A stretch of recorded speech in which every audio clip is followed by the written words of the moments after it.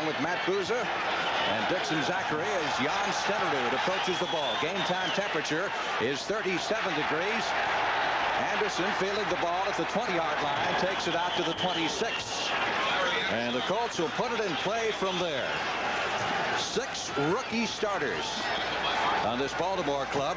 4 of them on defense, a couple of them on offense. The run back 15 yards. This is the way the Colts line up. Pagel, of course, a rookie. A couple of good running backs, however, in Curtis Dickey and Randy McMillan. Butler, veteran wide receiver. The offensive line. A lot of young players there. Terry Crouch is a rookie from Oklahoma. Colts offense has scored just 2 touchdowns in the last 4 games. And on 1st and 10 from the 26, they try to get it outside. Curtis Dickey trying to turn the corner. They did that very successfully against Cincinnati a couple of weeks ago. But short yardage picked up on that play to the 30-yard line. A pickup of 4. It'll be 2nd and 6. Mike Douglas made the stop. So look at the Green Bay front 3. Fine set of veterans there, along with the Packer linebackers. Randy Scott is starting in place of the injured Rich Wingo, who was hurt a couple of weeks ago, and Bart Starr feels comfortable there, as he does with his veteran secondary. The numbers on Pagel: 3 touchdowns, 5 interceptions so far for the rookie who played for Frank Kush at Arizona State. Randy McMillan across the 30 up to the 33-yard line. Mike Butler and Cumbie making the stop for the Green Bay Packers.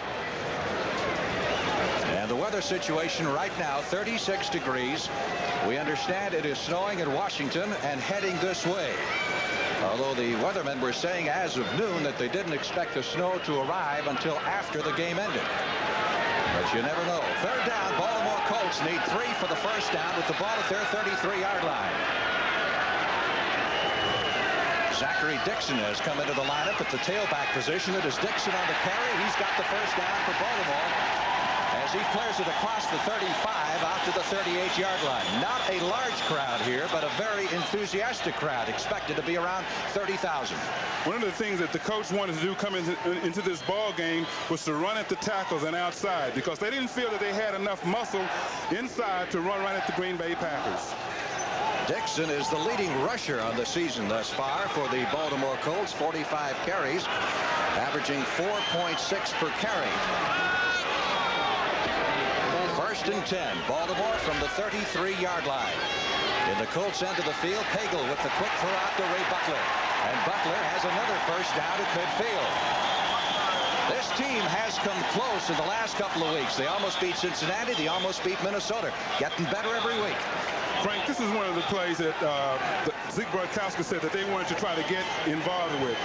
Because the linebacker was slow getting to that coverage area, they would try to get a quick pass over there, a winning play on 1st down. They were successful that time with Ray Butler making the catch. Mike McCoy on the tackle. Colts have it 1st and 10 at midfield. 2nd straight 1st down in this opening drive. There's a blitz. Pagel fumbles the football as he was screened from the blind side by Mike Douglas, number 53.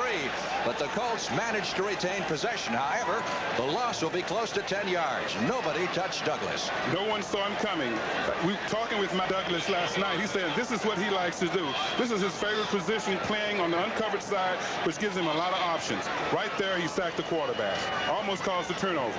And Douglas came up limping a little bit from that confrontation. Loss on the play moves it back to the 42-yard line. It'll be 2nd down and 17.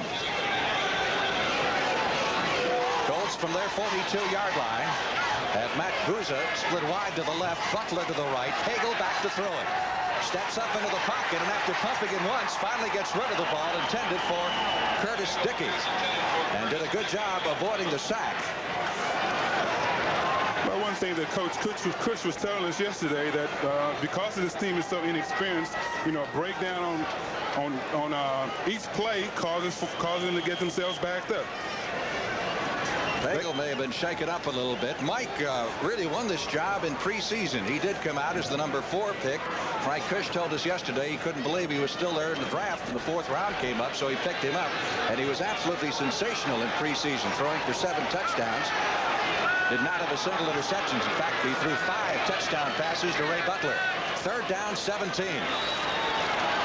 Colts from their 42-yard line floated over the middle, intended for Curtis Dickey, and nearly picked off by Jolly, the 5th defensive back, number 21. So the Colts will be in a punting posture, and that's one of their standout areas this year in Roan Stark, their punter, who is currently 3rd in the National Football Conference with a very fine average. Philip Epps will be deep for the Packers, number 85, who has been a sensation. The star likes him. We asked him last night about him, and he had a smile on his face. He's a very pleasant surprise for him. For a 12th round draft choice, left-footed. By Stark, driving Epps back to the 7, the former track star from TCU. Back to the 5, now starts upfield and is stopped short of the 10-yard line. Good coverage by the Colts. And one of the Baltimore players was shaken up on the play. Getting up very slowly for the Baltimore Colts is Pat Beach, a reserve. One of your better blocks of the year. Watch number 51, Guy Prather of the Packers, right there as he drills Pat Beach, and that's one reason that Beach got up very slowly. I tell you, life is very precarious out there on the special teams. Packers with their first offensive possession. Very poor field position back at the 9-yard line. Jefferson in motion, and they give it to Gary Ellis, and Ellis gets across the 10 out to the 11-yard line. Total of 13 rookies on this Baltimore team. This is the way the Packers line up. Lynn Dickey, of course, with his worst day of the year last week against the Detroit Lions, trying to bounce back. We thought perhaps Greg Cook would not be starting. He's been injured, did not practice all week, but he is in there right now. Yes, Frank, he hurt his back earlier this week and lifted while he was lifting weights. Dickey dropped from 1st in NFC passing to 4th after last week. Eddie Lee Ivory spinning out of a tackle at the line of scrimmage, but got just a yard or so. Nose tackle Leo Wisniewski, one of the young rookies, 2nd-round draft choice from Penn State, made the stop. Number 69. This is the way the Colts front 3 lines up. That's a basic no-name defense. Dave Simmons is getting a start today, which is his first of the year. He's a former Green Bay Packer, and a very young secondary, and one of those names in there I'm sure is familiar to the guy next to me, because Larry Anderson was a fine kick returner for the Pittsburgh Steelers for quite a few years. 3rd down and 9. Packers from the 11-yard line. Dickey back at the goal line is Grunts, loses the ball. The Packers managed to recover. It looked like the Colts rush, led by Johnny Cooks, number 98, was so elated to get the sack they forgot to look for the ball. Those sacks don't come too easily. This is one problem that the Colts have been, that the Packers have been having all year, is protecting the quarterback. They got a long route here. Right from the right of your screen, you'll see Johnny Cook, number 98, come out and sack the quarterback, but they, as Frank stated, they lost the football. Carl Swanke, number 67, coming up with the ball. Stakowicz will be punting from as far back as he can get in the end zone. So Baltimore should come out with excellent field position. Almost had it blocked on him. Stakowicz got knocked down, but no flag. Taken at the 50-yard line by Anderson. 40, 30, and Anderson finally down at the 23-yard line of the Green Bay Packers. 49 yards on the punt, and a great return by Larry Anderson, one of your old friends. Yes, sir, and that's what Larry does best. Larry has a Super Bowl record for returning punts. Right here, the reason they didn't call that because he was blocked into the punter. It's a good point.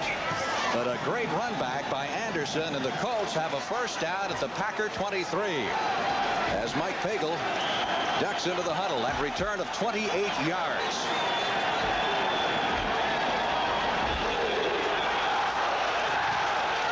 So Pagel from Arizona State played a year and a half in college under Frank Cush before Cush departed.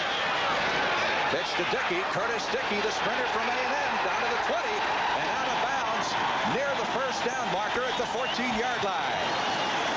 Well, I tell you, these young Colts are fired up. They thought they had an opportunity to win this game coming in, and they're coming out playing like they want to win the ball game. Well, they've got San Diego and Miami left on their schedule, so they feel if they got a shot to win one, they maybe better get it out of the way today. I would or else forget about it. Bart Starr not entirely happy the way the Packers have started, but he should be used to it because Green Bay is perhaps the slowest starting team in the National Football League, but they come on like gangbusters in the second half. 2nd and 1. Cleveland Franklin should have enough for the first down. He needed just a yard. Franklin, former Baylor running back. There's Frank Kush. He can charm you to death when you talk to him, but for the last 2 days we have heard some interesting Frank Kush stories from players. There's Bud there. Bud is he installed this defense here at Baltimore, and he has a reputation for being a good defensive coordinator. He started at Pittsburgh, and he was very instrumental in developing Pittsburgh's defense. Imagine you were close to him for quite a few years, weren't you? Yes, sir. We had some good battles, very good battles. Left the Steelers to go to the Rams, and then was dismissed along with the rest of Ray Malabazi's staff last year, and wound up coaching for Kush here in Baltimore. Colts did pick up the first down after the measurement. Nose of the ball just outside the Green Bay Packer 13-yard line. Curtis Dickey down to around the 10. Pick up a 4 on the play. It'll be second down 6.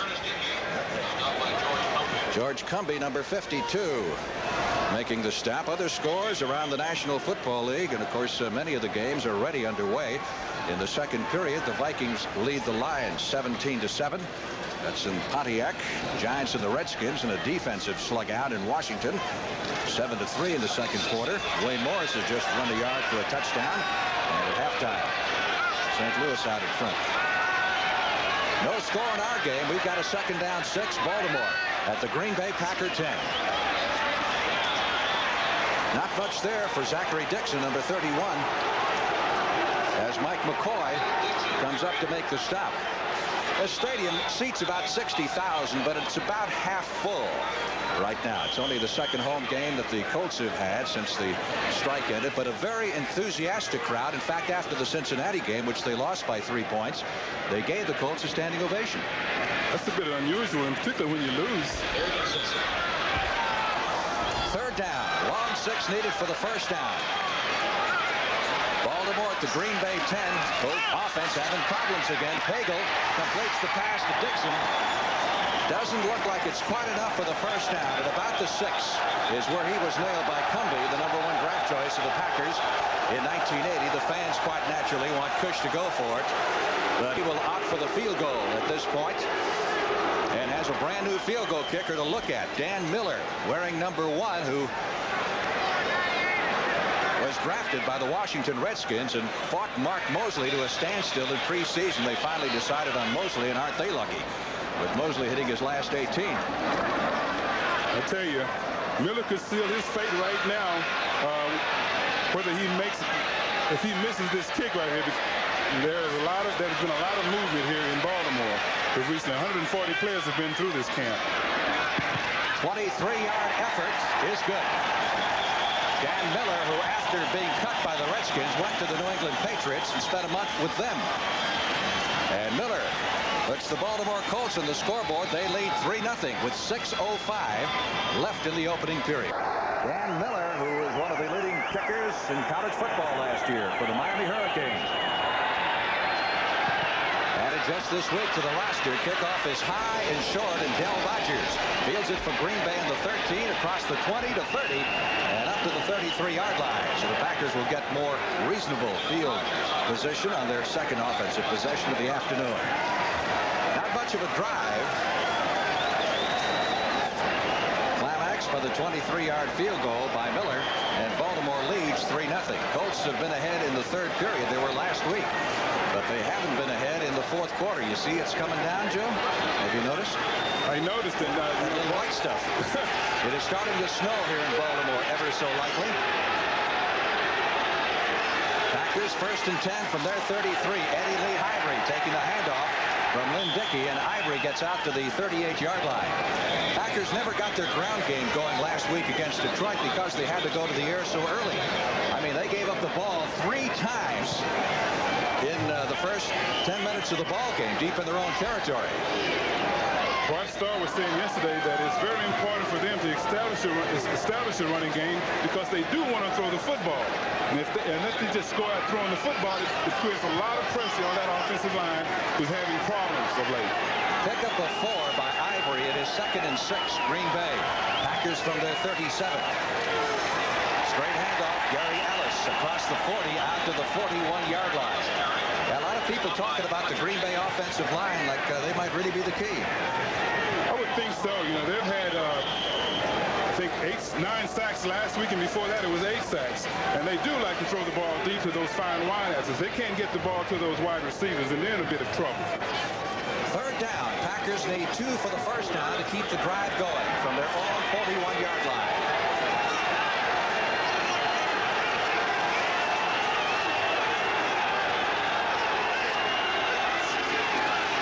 Second man through is Eddie Lee Ivory running hard, and he's got the first down for Green Bay at the 46-yard line. Good charge. Nesby Glasgow came up from the secondary to make the stop. Glasgow is the free safety who leads the Colts in tackling this year.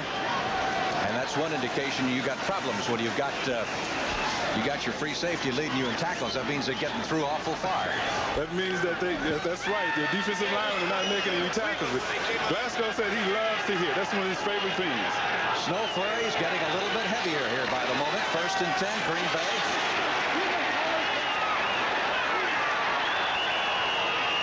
That looked like the ball popped loose there for a second. Rodgers with great second effort. Second-round draft choice this year and a good prospect. Well, he had made a very good cutter here at the line of scrimmage here. You're going to see Thompson miss a tackle right there, but this second effort right here, running through the tackles right there. Thought the ball bobbled loose there for a second, but he hung on very securely. Look at that drive. Great leg action. A pickup of 8 yards. 2nd and 2, Green Bay in Colt territory at the first time at the 47. Ellis busts through over the right side to the 40. And down to the 37-yard line. That's another Green Bay first down. Again, Nesby Glasgow making the stop. Colts, as we said, the youngest team in the National Football League. 24 years of age, and their playing experience under 2 years per man. So they've got a long, long way to go. Big turnover on the roster. Coach Starr said that he felt that if they could run the football on these people, they'd be all right. He wanted to go at their linebackers because he felt that they were kind of inexperienced there. Packers with a first down at the Colt 37. Ivory is really framed at the line of scrimmage. Colts really came up the middle. Johnny Cooks, number 98. The number 1 pick in the draft for the Colts, and only the 2nd player taken. You know, Kenneth Sims was number 1, and Cooks came right behind. You look at the Baltimore defense, you're going to see a lot of 90s. You don't see that around the National Football League, but the reason is that they have retired so many linemen. They have more retired players than any team in the National Football League. Total is 7, and many were linemen with numbers in the 70s. So they've had to go to the 90s. People like Art Donovan and Jim Parker.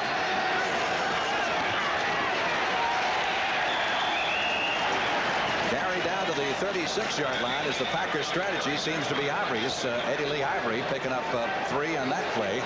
They're trying to keep it on the ground. Here's a look now at the numbers that the Colts have retired down through the years, more than any other team in the NFL. And quite obviously, all are in the Pro Football Hall of Fame and deserve the honor. Well, Frank, they've had some great teams through the years here at Baltimore. And this is a great contest. This game here has a lot of tradition behind it. The Baltimore Colts and the Green Bay Packers. Third down, 9. Big play for the Packers in this drive at the Colt 36. Dickey looking downfield for Lofton. Good defense by Burrows, the young man who returned the interception last week against Minnesota, knocking that ball away from James Lofton, the Packers All-Pro. And that will be a little bit outside a field goal range for Stenerud, so Stakowicz will come in to do the punting. They had a lot of people around the receiver there, and they were in a double zone, and they had both of those wideouts covered pretty good. A lot of reunions here in Baltimore today. Before the game, Zeke Bratkowski got together with Bart Starr. Zeke, of course, was on Bart's staff. Last 7 years, he's now the offensive coordinator. John Jefferson getting together with his old college coach, Frank Kush. Stakowicz angling this one for the far side, coffin corner, and puts it out of bounds inside the 5. Beautiful job by the Packer punter. And this Colt offense, which has had its problems all season long, saddled with very poor field position at the 4-yard line. A minute. Green from Memorial Stadium in Baltimore, Maryland. There's Zeke Bratkowski, the offensive coordinator for the Baltimore Colts. Seems strange not to see him on the Green Bay side of the field. This is the first meeting between these two clubs in 9 years. backed up deep in their own territory with a first down at their own 4-yard line. And Pagel will throw it from out of the end zone. And going long for Ray Butler. Butler is out there, but it was well defended against. Butler can move down the field, but Mark Lee, number 22, can motor as well. That was a fine defensive play there. It was one-on-one. One-on-one. Right there, waiting to the last moment. He didn't look back until the receiver looked back, and then he made his move. You might have noticed the cheer from the crowd. Cush has been accused this year of being a little conservative, particularly on first down, and not throwing the football. And the fans love the fact that he simply had Pagel put it in the air. Pagel was telling us he's trying to get him to do that for 5 years. Yeah, Mike said he tried that all the way through college and then now into the pros as well and hadn't had much success. Swarming Packer defense. Nothing whatsoever for Randy McMillan as he tried to go around the left side. Mike Douglas, number 53, on the charge. He is an intense competitor. Oh, Mike's a tremendous player. There was a scout in this league that told me that Mike Douglas is probably one of the best weak side linebackers in the game. Right here, he gets good penetration and stops the ball carrier McMillan. Mike Douglas told us last night he actually went to Arizona State, played 1 year for Frank Cush, and said that was enough. He said he had him out there in the mountain with the barbed wire fence and everything else, and he said, well, this is what college football is supposed to be like, and that's this way everywhere. He found out different when he transferred the next year. But that was a great story. That was a great story. Third down play, and the Colts stay conservative as McMillan out to about the 10-yard line, so Baltimore will be punting from the end zone. You know, Cush has a little camp, or used to in college at Arizona State, up at a nearby mountain, and he had the thing fenced in to keep the bears out, they said. The players had a cafeteria and had cabins they stayed in and a football field. And so when Douglas went there his first year, he said, well, I guess this is the way it is everywhere in college football. But then he elected to transfer after the first year and found out it was a little bit different. That's the end of the first period of play here at Memorial Stadium in Baltimore, Maryland, with the Colts leading the Packers 3-2. Second quarter about to get underway, and Ron Stark, the Colts punter, trying to keep his hands warm. He's standing 5 yards deep in the end zone. Fine high kick. Epps circling underneath it at the Packer 40. Trying to find some running room on the far sideline. 45. And doing a little tiptoe down the far sideline in front of the Packer bench. He's knocked out of bounds in the Green Bay 48. That is a punt of 50 yards for Ron Stark, who is the highest punter picked in the draft since Russell Erxleben. He was a third-round selection for Baltimore this year, and obviously well worth it. Yes, he did get an awful lot of height on that ball, and he had probably a pretty good hang time on that, and the punt was covered very well. Green Bay Packer first period, rather typical of what's happened to the Pack all year long. They've been outscored now 45-12 in the first quarter.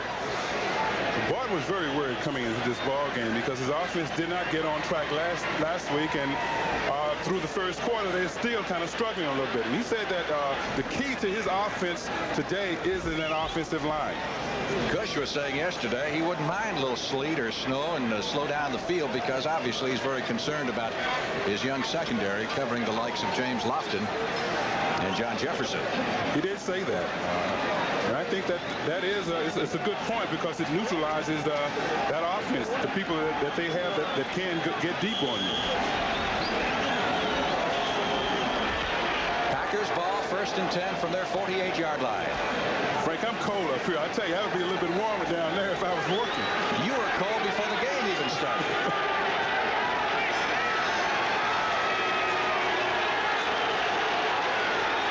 A little Christmas picture postcard from Baltimore. Swing pass.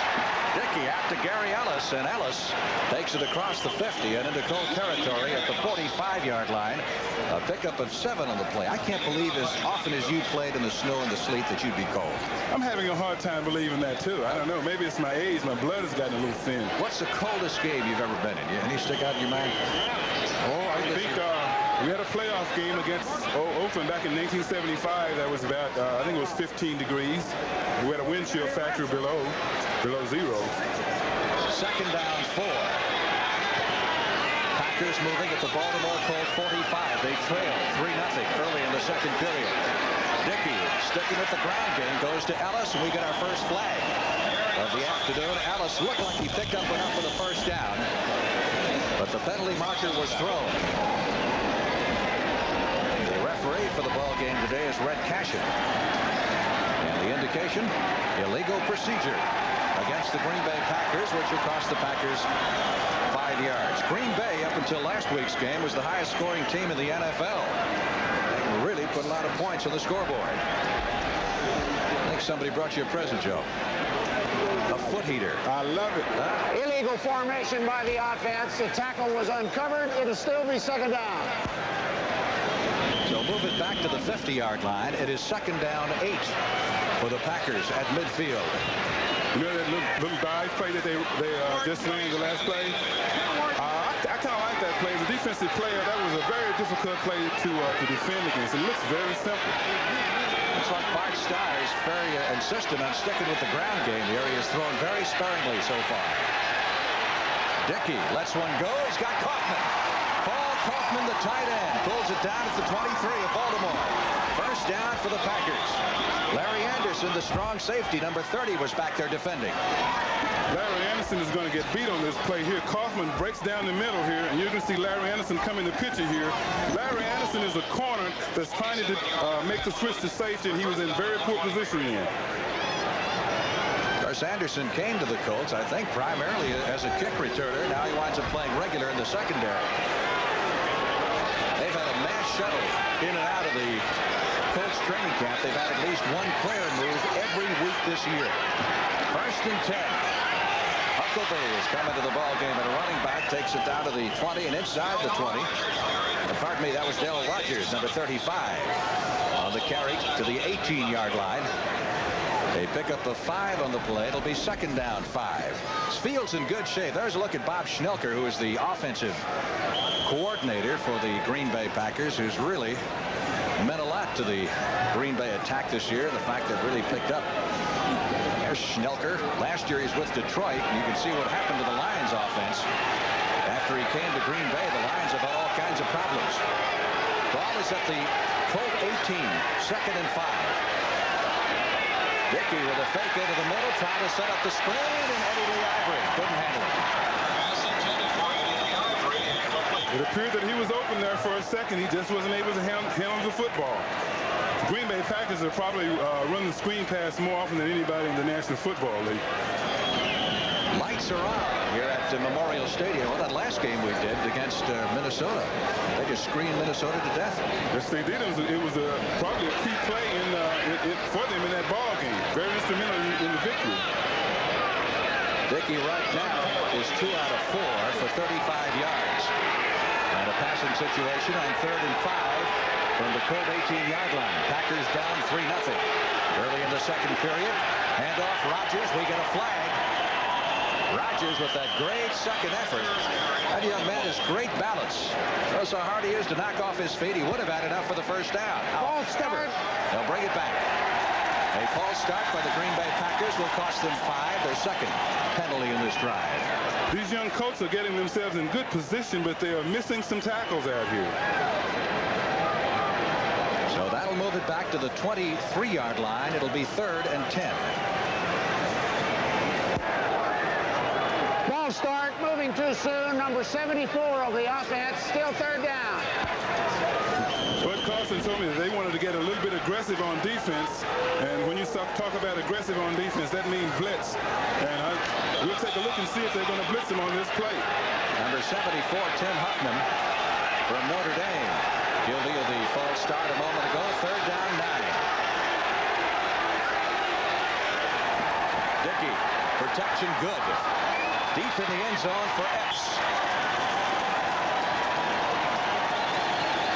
They faked the 4-man rush there, and they dropped Cooks back in the secondary. They had a deep zone on that play.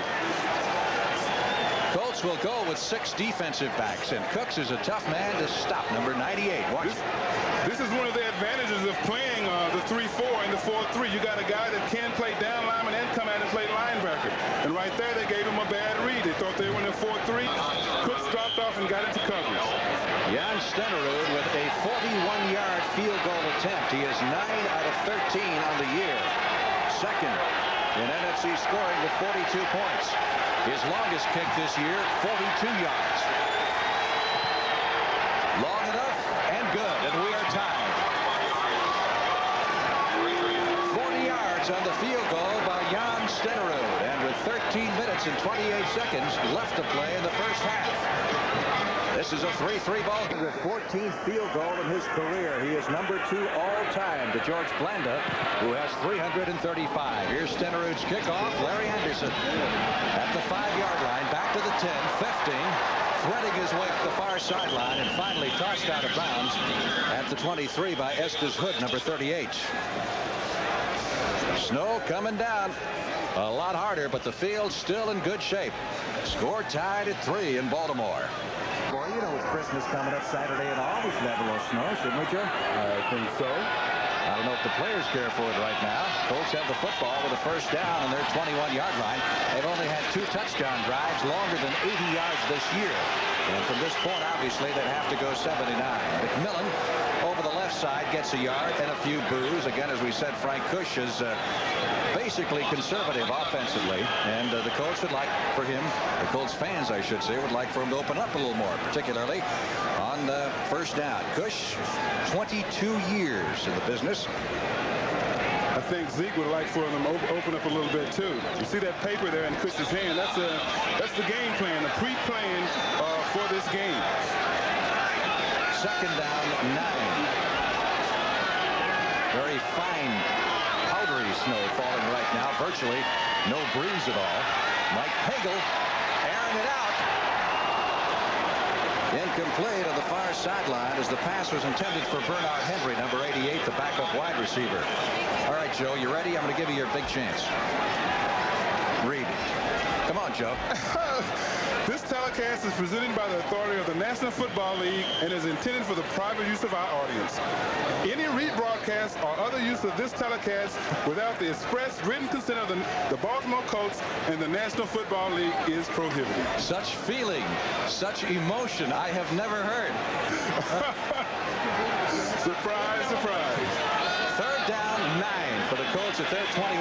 Pagel is 2 out of 6 for 15 yards at this point. With 12 minutes left in the first half. Big rush by the Packers. Pagel trying to get out of it. Going to have to scramble. He'll have a first down. 25, 35, 40 up to the 50. And Pagel steps out of first bound out of the field of play at the 45-yard line. He looked around surprised that he couldn't see anybody with a white shirt. I think he wanted to fall down. Here we're going to see what the quarterback sees right here. Pagel is trying to find someone, but the pocket breaks down. Uh-oh, he better get out of there. Then he breaks into the open right here. I think he's surprised that there's no one near him. Now he's just looking around, having a nice Sunday afternoon stroll. Gets out of bounds, first down. 32-yard stroll for the Baltimore quarterback, and a Colt first down at the Packer 46. McMillan and Dickey, the setbacks. The fake to Curtis Dickey.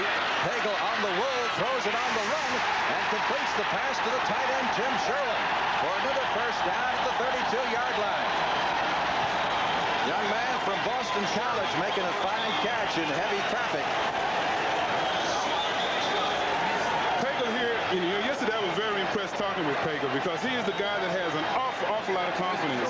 He's not nervous out there, and he has his composure all the time. Right there you see on the heavy pressure, but he wanted to make that completion. He got rid of the ball. Sherman brought it in for the first down again. He had to pay the price. Sherwin was a number 4 draft pick a year ago. He's beat out a number one draft pick of a couple of years ago, Reese McCall. First and 10, Baltimore at the Packer 33. Quick throw to the sideline, and Ray Butler picks up most of the yardage there in the crawl as he just gets inside the 30-yard line for a pickup of 3 yards on the play. Butler is the big play guy they have left. He has 11 catches this year, average 17 yards per catch. 30-year veteran from Southern Cal, and was their long ball threat last year when he caught 46 for 830 yards and 9 touchdowns. Here's our cameraman getting a little assist from the Colts mascot. Second and 7. Called at the Packer 30. score tied at 3 here in the second quarter. It is Curtis Dickey inside the 25, and Dickey diving to the 20-yard line to pick up the first down. Tell you, Frank, the reason that you can get a good cutback lane like that is because the guy that, like Dickey, has world-class speed. And when he takes off to that outside, you have to get to that corner. You have to get there before he does.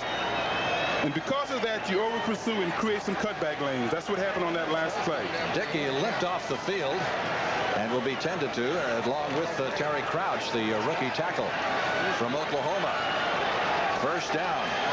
Colts at the Packer 20-yard line. Dixon, number 31, in at the tailback slot. Ray Butler in motion for Baltimore.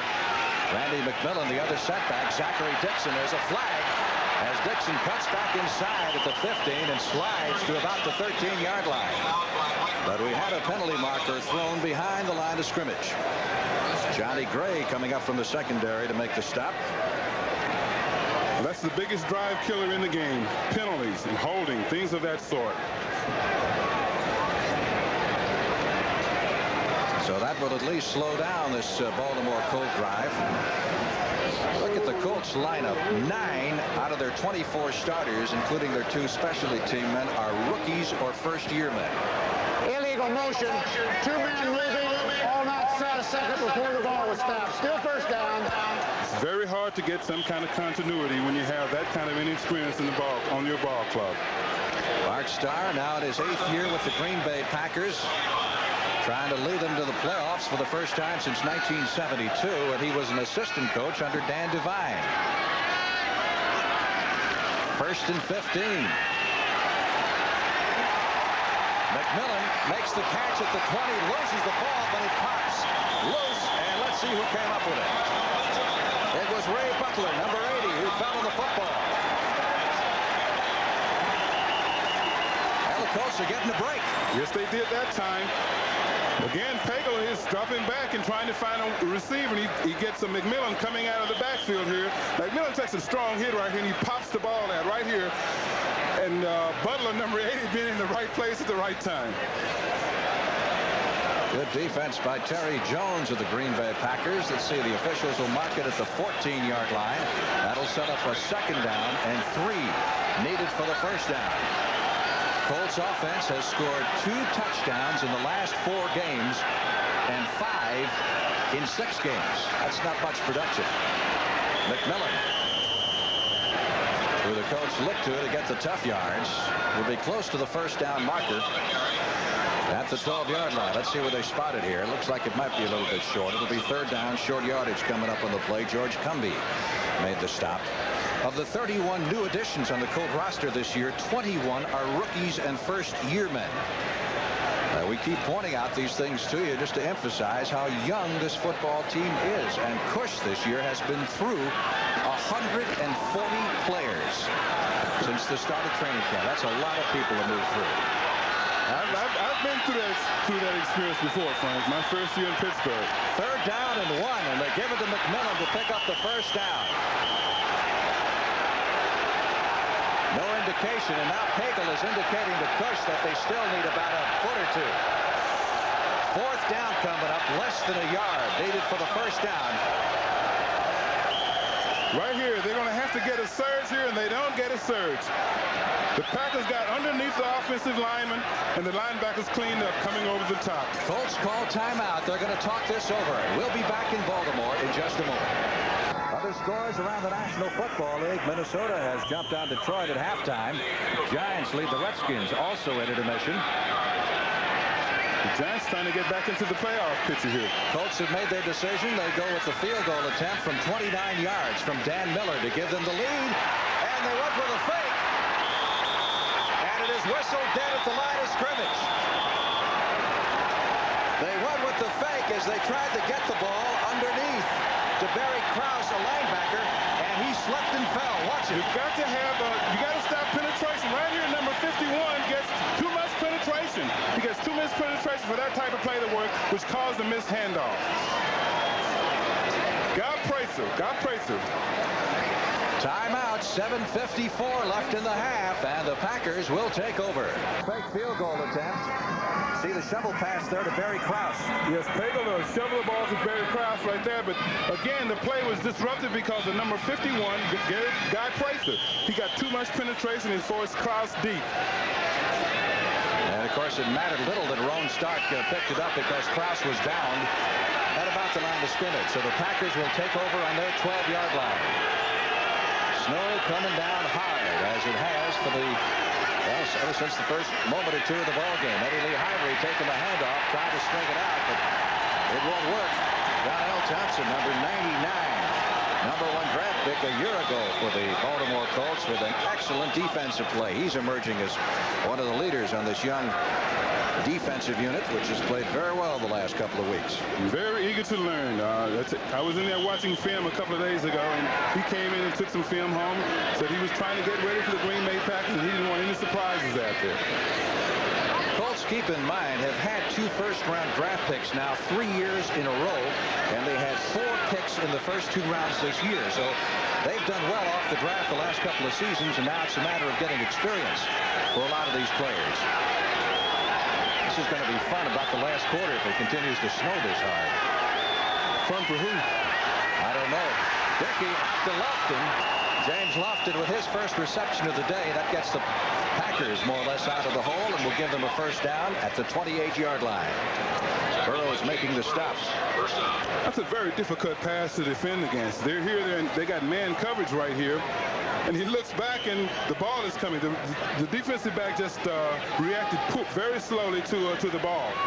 Now, Burrows is getting a good education. Last week, he went up against Ahmad Rashad. This is only his 3rd start for the Baltimore Colts. He was a 3rd-round pick this year out of Arizona State. Out of Michigan State. 1st and 10. Dickey fires a bullet intended for Lofton. Double covered over on the far side at the 40-yard line. Coming up next Sunday on CBS, depending on where you happen to be, this is what you see. You Packer fans will see your team at Atlanta to take on a very offensive Atlanta team. And Philadelphia will be at Dallas. And you see the indication between the 3 ball clubs. They right now would qualify with their 1-loss records as home teams in Pete Rozell's Super Bowl tournament. Of course, the Eagles are going to be out of it. So you'll see 3 teams that will probably be opening the playoffs at home next week on CBS. 2nd and 10. Again, Dickey going upstairs. Sideline throw. Lofton wide open at the 43-yard line and out of bounds for the first down after a pickup of 14 yards.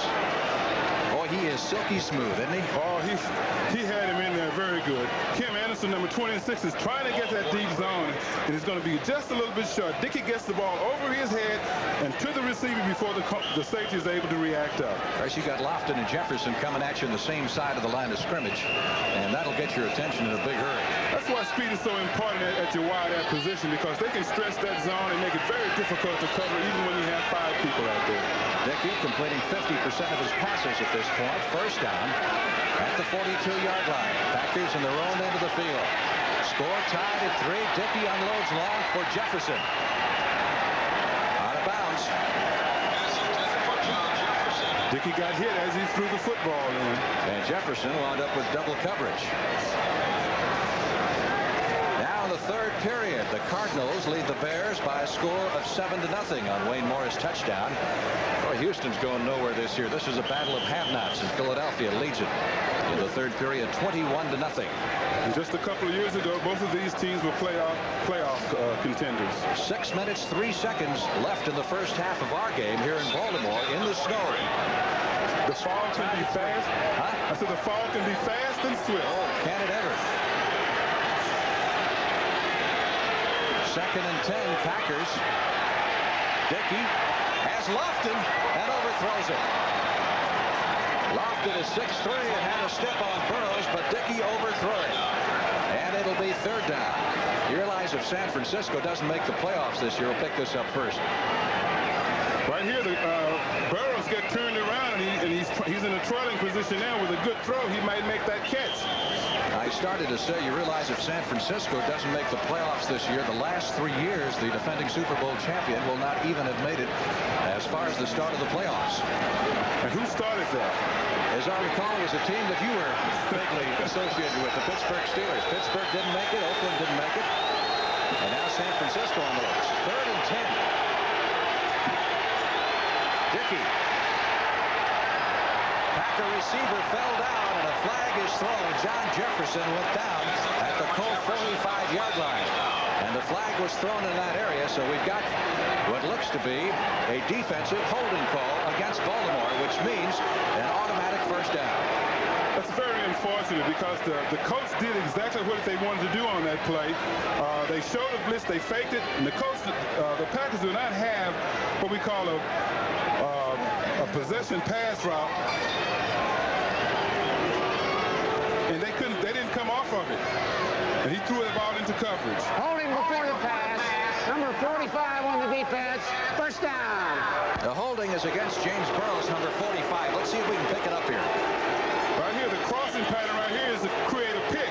It could have been easily on the offense, and right there, I think it was Lofton and Jefferson knocking each other off. It was on the offense rather than the defense. In that case, the Packers get a break. 5-yard penalty on the holding call rather than the longer yardage for pass interference. Green Bay 1st and 10 at their 47. The reverse. Rodgers to Lofton, and this time it doesn't work. We were talking to James Lofton yesterday. He said this play's been averaging 39 yards a carry this year, but Greg Graceland, number 52, made the stop. Graceland has been playing very well. He just become a starter the past 3 weeks. What a linebacker's supposed to do is get depth, get as deep as the ball as the ball when it's going away from him, and that he was in the perfect position to make the play on that reverse on Lofton.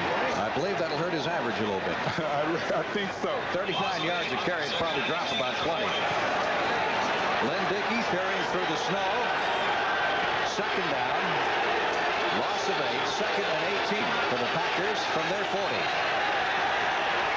Eddie Lee Ivory with a big hole over the right side. Clears it across midfield and into Baltimore territory to the 49-yard line. But keep in mind they have to reach the 43 of the Colts to pick up the first down. Frank, what I was trying to say a few minutes ago, when the Colts faked that blitz, the Packers do not have what you call a blitz control. They audible.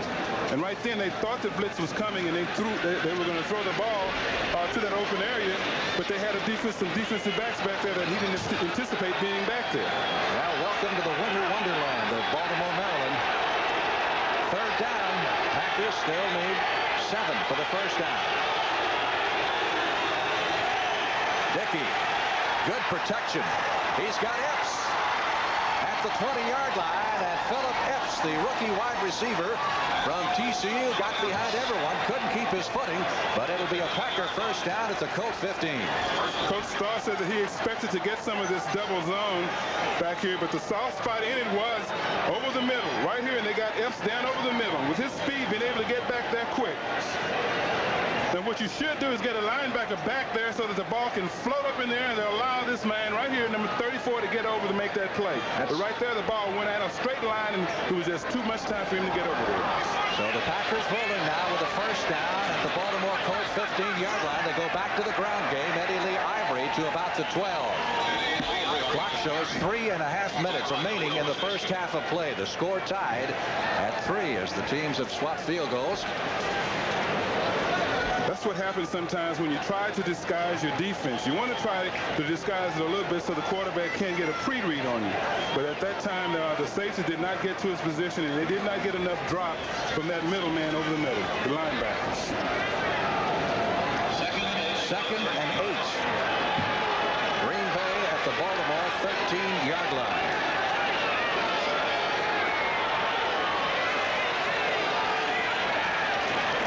Dickey slipping, sliding, still loose, gonna run it to the 10, to the 5, and down to the 2-yard line. Footing getting a little rough right now. Dickey had a tough time setting up, so he simply took off and picked up the first down.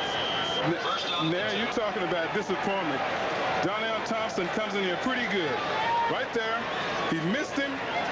And now the quarterback, a guy that you know is not going to run the football, runs it for the first down and gets in position to score the touchdown. Dave Simmons saved the touchdown. Dickey looked like a man walking on eggshells there. First and goal to go, Packers from the 2-yard line. Ellis and Ivory, the setbacks. Ivory driving to the goal line. No indication of a touchdown yet. And he was stopped by Greg Braceland, number 52. It'll be second and goal.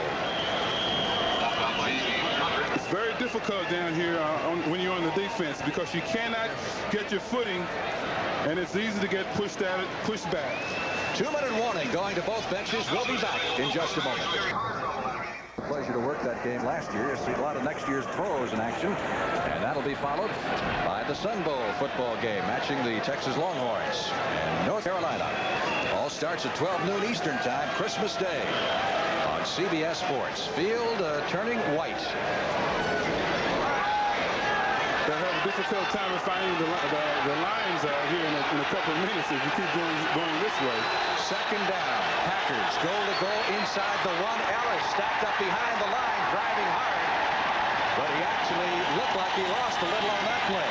It's great penetration. That is the way you play goal line defense, is to get penetration, to get in those running lanes. It is third down. Goal to go from the 1-yard line. Mike Humiston doing a good job breaking through.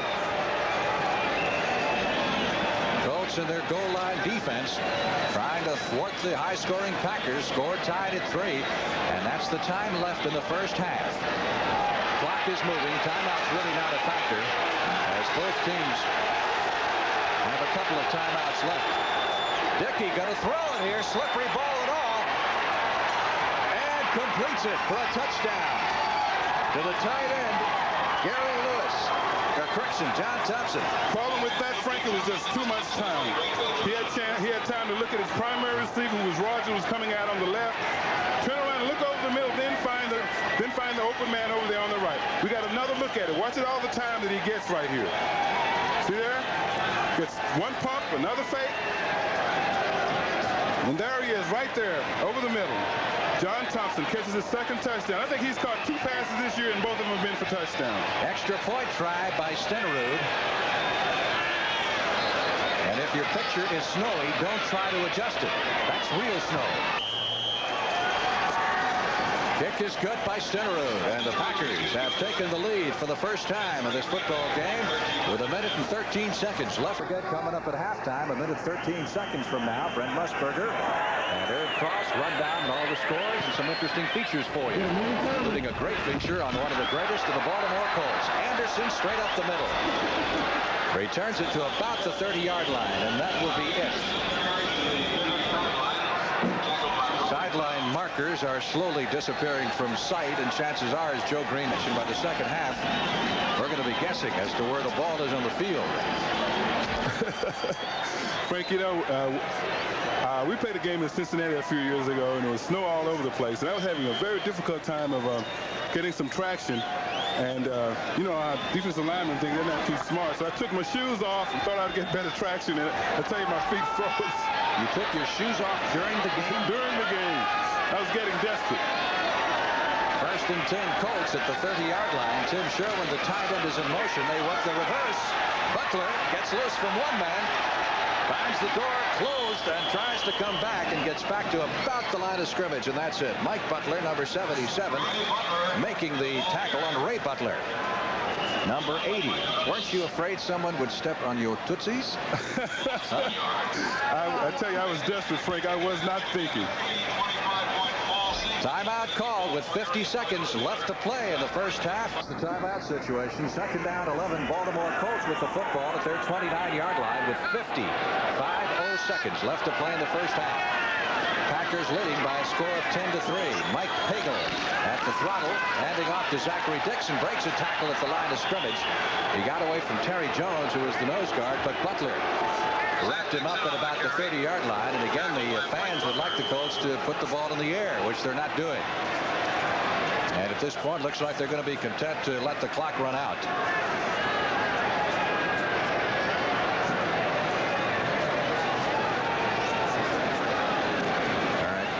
very poor field position right now, and I don't think they want to have a turnover right here. So that's probably why they're trying to be conservative. 3rd and 9. Let's see if the Packers call a timeout here after this play to make sure they at least punt the football. McMillan on the carry to the 23-yard line, and no timeout being called. Yes, there is. We do now have a timeout called by the Packers with 1 second left on the clock. So they're going to make the Colts punt and at least have the opportunity for a run back.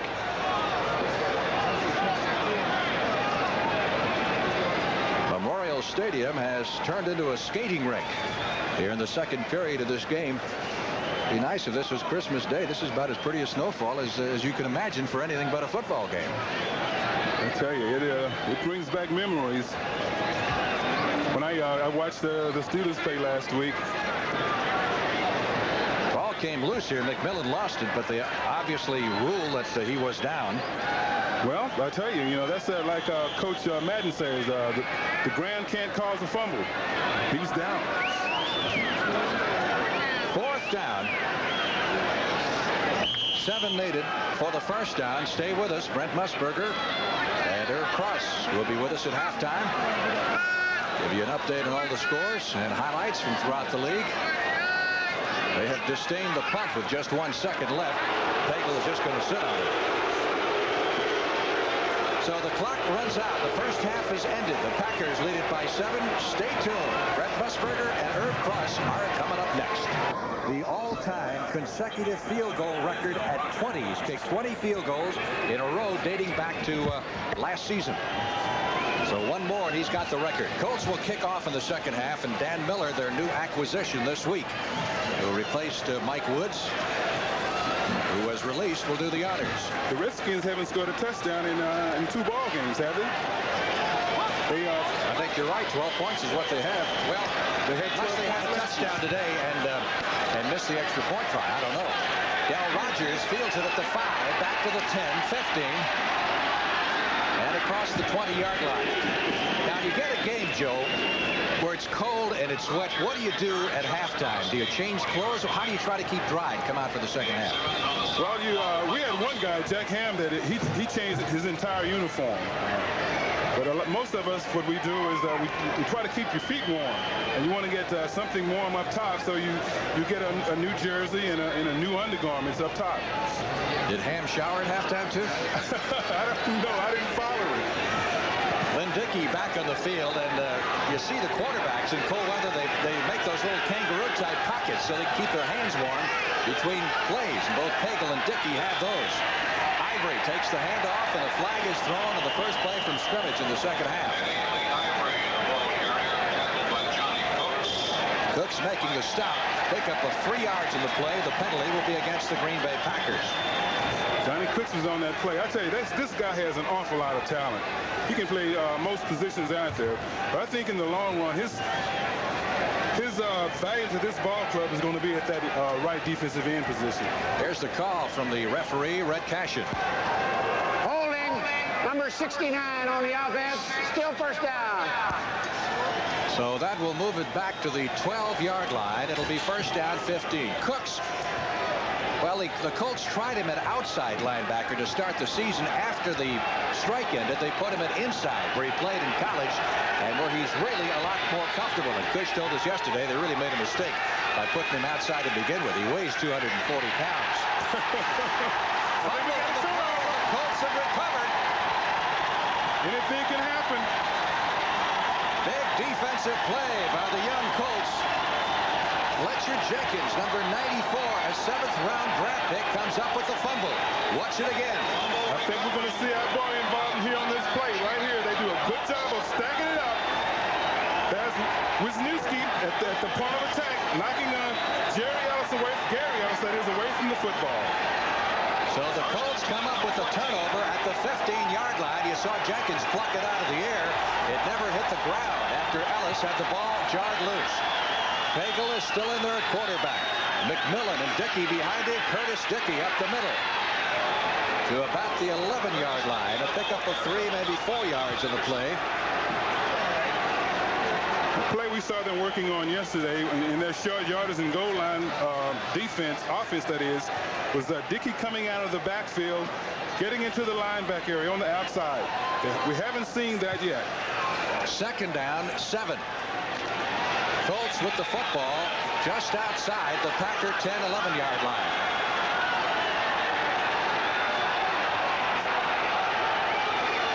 Ray Butler in motion.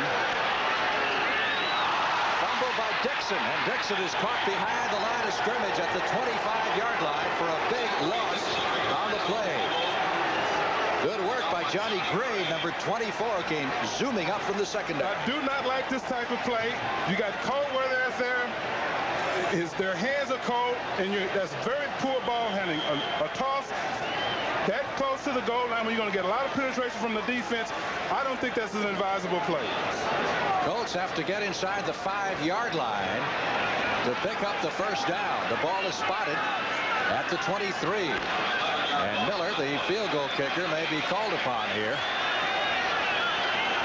Put the ball in the air. 3rd and 19. For the Baltimore Colts from their 23. Hagel going over the middle. Pass is incomplete, intended for Matt Booza. Booza, number 85, former wide receiver at the University of California, who played with Rich Campbell, the Packers backup quarterback in college.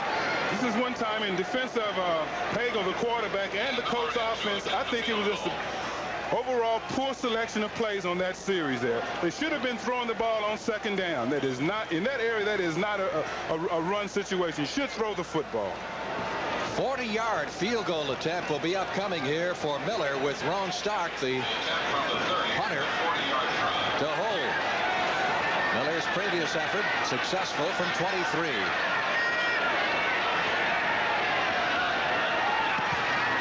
It's long enough, and it's good. So Dan Miller bangs it through. Earning his spurs as a Colt. He had a field goal kickoff this week with Bob Thomas, the former Chicago Bear. Miller ready to kick off.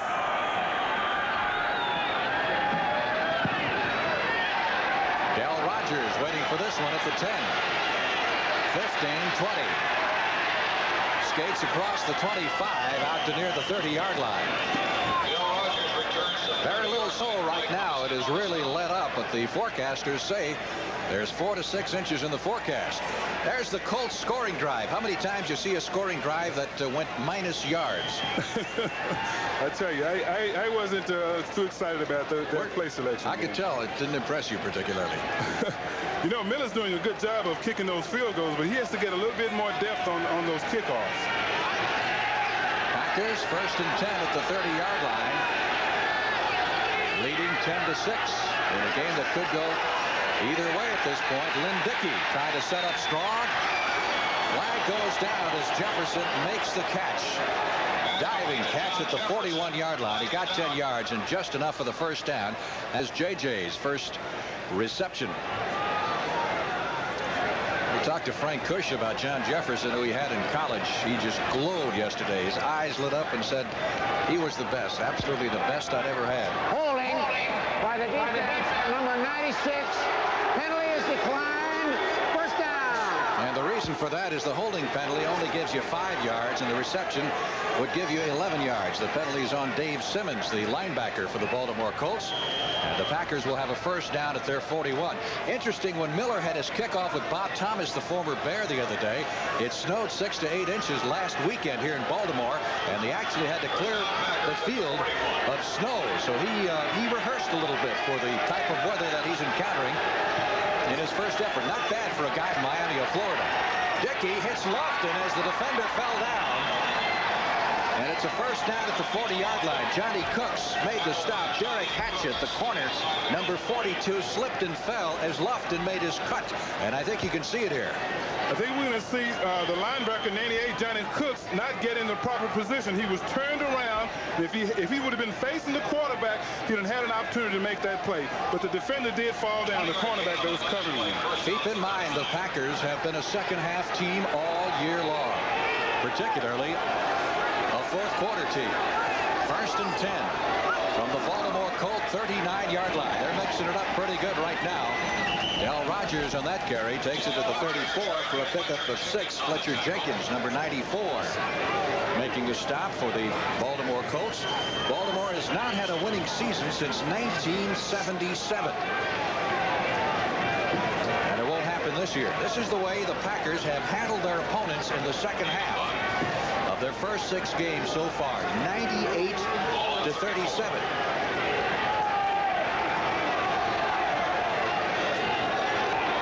Second down, 5. Ball at the 34-yard line of the Baltimore Colts. Gary Ellis hanging on this time. Takes it down to the 32.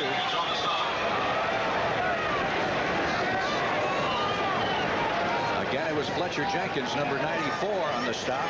7th-round draft choice. Ellis, refugee from the Los Angeles Rams. It was a big find for the Packers. Now in the 4th period, Minnesota still leading Detroit 24-10. Giants in Washington.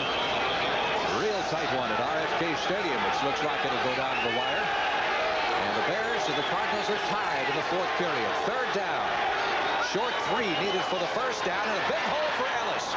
And he's got the first down and a whole lot of change as he takes it inside the 20 to the 16-yard line of the Baltimore Colts. Boy, that opened up. Yes, it did. And as I stated earlier, this is a very difficult play for the defensive lineman. You might see the nose tackle go the wrong way. You see that he got influenced out by the center, McCarron. He pulled him out of the way. And Nesby right here makes a strong hit, but Ellis runs right over him. And you don't see that happen too often to Glasgow because he is a very strong tackler. Nesby Glasgow, the leading tackler last year and this year as well for the Baltimore Colts. But the Packers have a nifty drive going with a first down at the 16 of Baltimore. Dive play to Ellis, who will take it inside the 14, perhaps as far as the 13-yard line. You know, Lynn Dickey has made only one previous appearance against Baltimore, but that's one he's not likely to forget. And that was as a Houston Oiler back in '73 when, coming off hip socket surgery, he relieved starter Dan Pastorini and passed for 340 yards. Houston won that game 31-27, which ended an 18-game losing streak for the Oilers. 2nd and 7. Packers at the Colts 14. This drive started back at the 30-yard line. Ivory trying to cut back, but the Colts wouldn't let him. He got a yard and certainly no more than that, as he was contained by Barry Krause, number 55. Number 1 draft pick in 1979 for the Baltimore Colts. Houston has scored on Philadelphia, but looks like the Eagles have too much. They ran up a 21-0 lead and now lead at 28-14. And how about this? The Browns haven't showed anything since the strike, and they're taking it out on your old friends. Neither has the Steelers since the strike. Well, they've had a tough time scoring, haven't they? Yeah, they have had a tough time, but they pin an awful lot on Terry Bradshaw. 3rd down, 6. That'll be close, but not enough for the first down, as Del Rogers carried to the 8, maybe the 7-yard line. They need to net the 6 to pick up the first. They look to be a good yard short. Jeff Delaney, number 34, and Darrell Hemphill, number 26, on the stop. Well, Dickey indicating the yardage needed to Bart Starr. Let's see if they're going to call time here. Yes, Bart indicating that he wants a timeout to discuss the situation. They have a 4th down upcoming. They'll need about a yard for the first down at the Baltimore Colts 6-yard line with 8.5 minutes. The Packers have opted for the field goal try, which would give them a 7-point lead. What do you think about that strategy? And the Baltimore Colts are not known for scoring touchdowns this season, so it's probably a pretty good strategy. Well, the Packers rely on their defense. First of all, Stenerud has to come through here from 25 yards, which he does. Field goal good from 25 yards. So the Packers lead is at 7 points. 13-6 with 8:23 left to play in the 3rd period as Bart Starr stays conservative for the Packers. Baltimore Joe, I am sick and tired of listening to you complain about the cold weather, so I've got you a pair of long johns. Now put these on and don't bother me the rest of this football. Oh, boy, I tell you. The wonders never cease. Kickoff time for the Green Bay Packers as Jan Stenerud puts it in the air. Coming down to the far side. And Matt Bouza managed to field the kickoff, fumble the ball, but the play had been whistled dead. There was a penalty marker down in the play. Right size for Joe? I think I could do something with them. I'm accustomed to wearing them in Pittsburgh. I wore them quite a bit. Never have I heard a guy moan and groan about the Colts so much in the booth.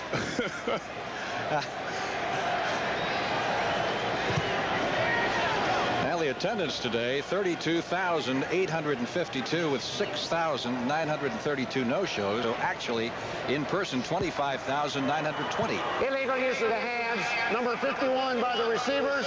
First down at 10.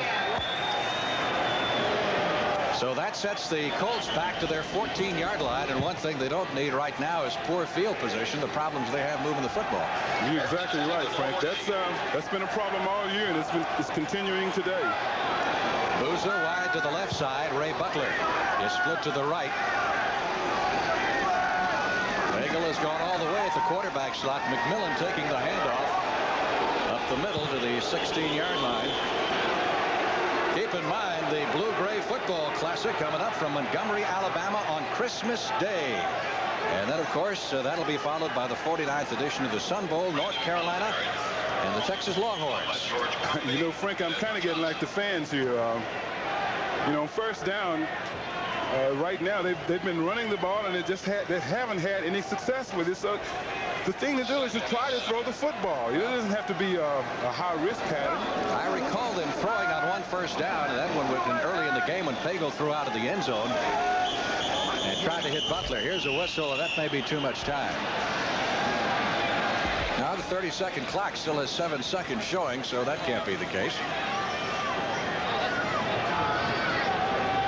So let's see what Red Cashin and his crew come up with here. Well, now that's a new signal. You got me on that one, Frank. That one looked like no more snow is what he wanted. Signaling upstairs. I have never seen that one. Second down. Colts need 6 for the first down. Bagel grew up in Arizona, so this isn't really his type of weather. But he's a very confident young man, as we found out yesterday. He thinks he's going to keep this quarterback job. Here's Pagel on the roll. Sideline throw, completes it to Matt Booza, and Booza is dropped at the 35 after picking up the first down. Mike Douglas made the tackle. Good route by Booza. I wonder what is the thinking here, you know, because he drops back right here and he throws the ball on like he's been doing it all day, and that's just no big problem with him. So why don't they do it more of this? The first down. I'm sure the fans would love to see them do more of this. Booza taking in the pass. They're talking to Pagel yesterday. He said he's sure that Coach Cush is going to let him keep this #1 quarterback job until he runs out his rope. Again, Pagel throwing, and this time intended for Sherwin, the tight end, incomplete at the 45-yard line. And completing that thought, Pagel says he's not going to let that rope run out, so he's going to retain that #1 job. He's a very confident young man. I was very impressed with him, with his outlook and his type of direction that he has. I think that's probably why he's starting quarterback now, because he exhibits that leadership quality in which you're looking in a person, and that's something that Coach Cush said yesterday, that he is looking for quality people, not only quality athletes, but quality people. Despite the fact he was the 4th-round pick and Schleister was #1, he did come from a passing team at Arizona State. He's used to the drop-back pass. Wide open over the middle is Zachary Dixon. Cumby catches him from behind, but not before the Colts have another first down at their 47-yard line.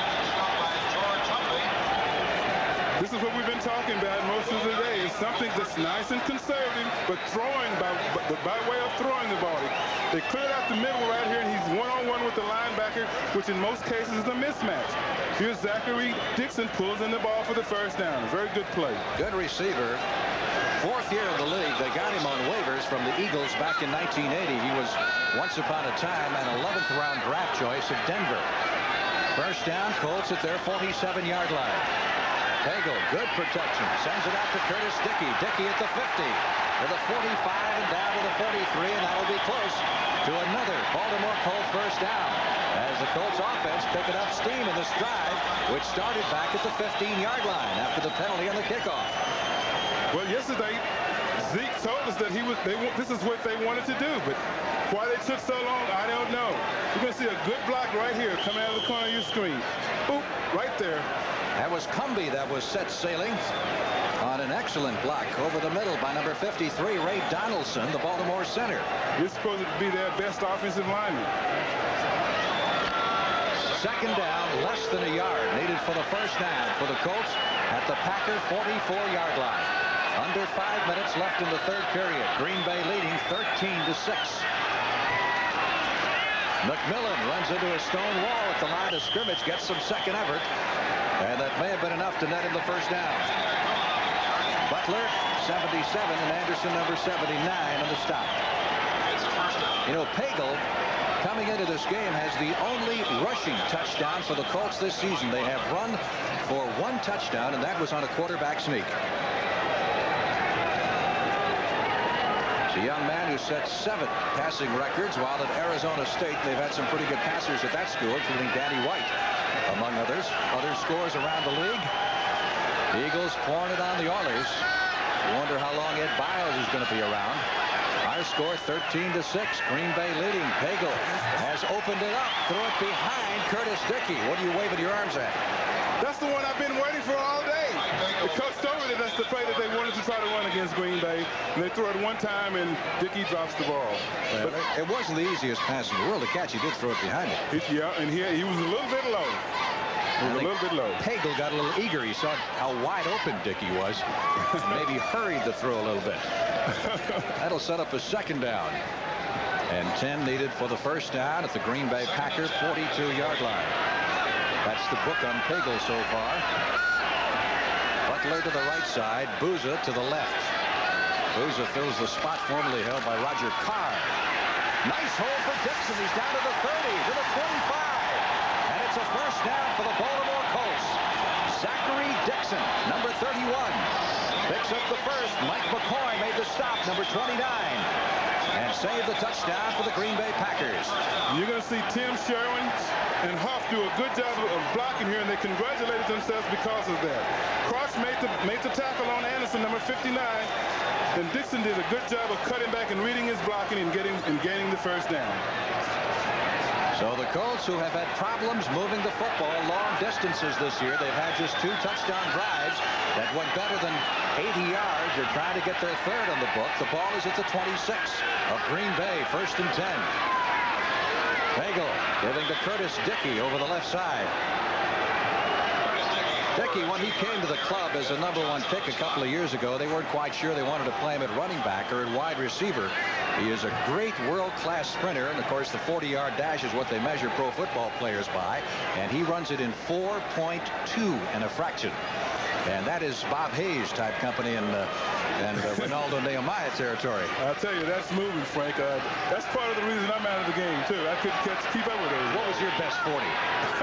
I'm not telling you. Second down, 9. Colts from the 24. Pagel hits Sherwin, the tight end, at the 20 and down to the 18-yard line. Run out of bounds at that point. Pagel started looking to his left and then came back to his right. With good reason, because Cumbie had jumped on that play pretty good. He had Dixon covered out in the left flat, so he had to come to his second receiver.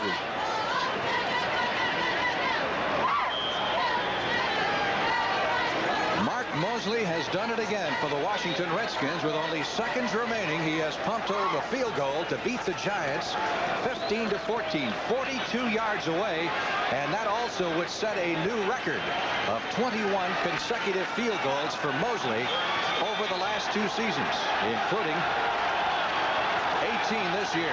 Big play here, third down 2. We're going to go to that play in the flats now. We need to... Well, they didn't.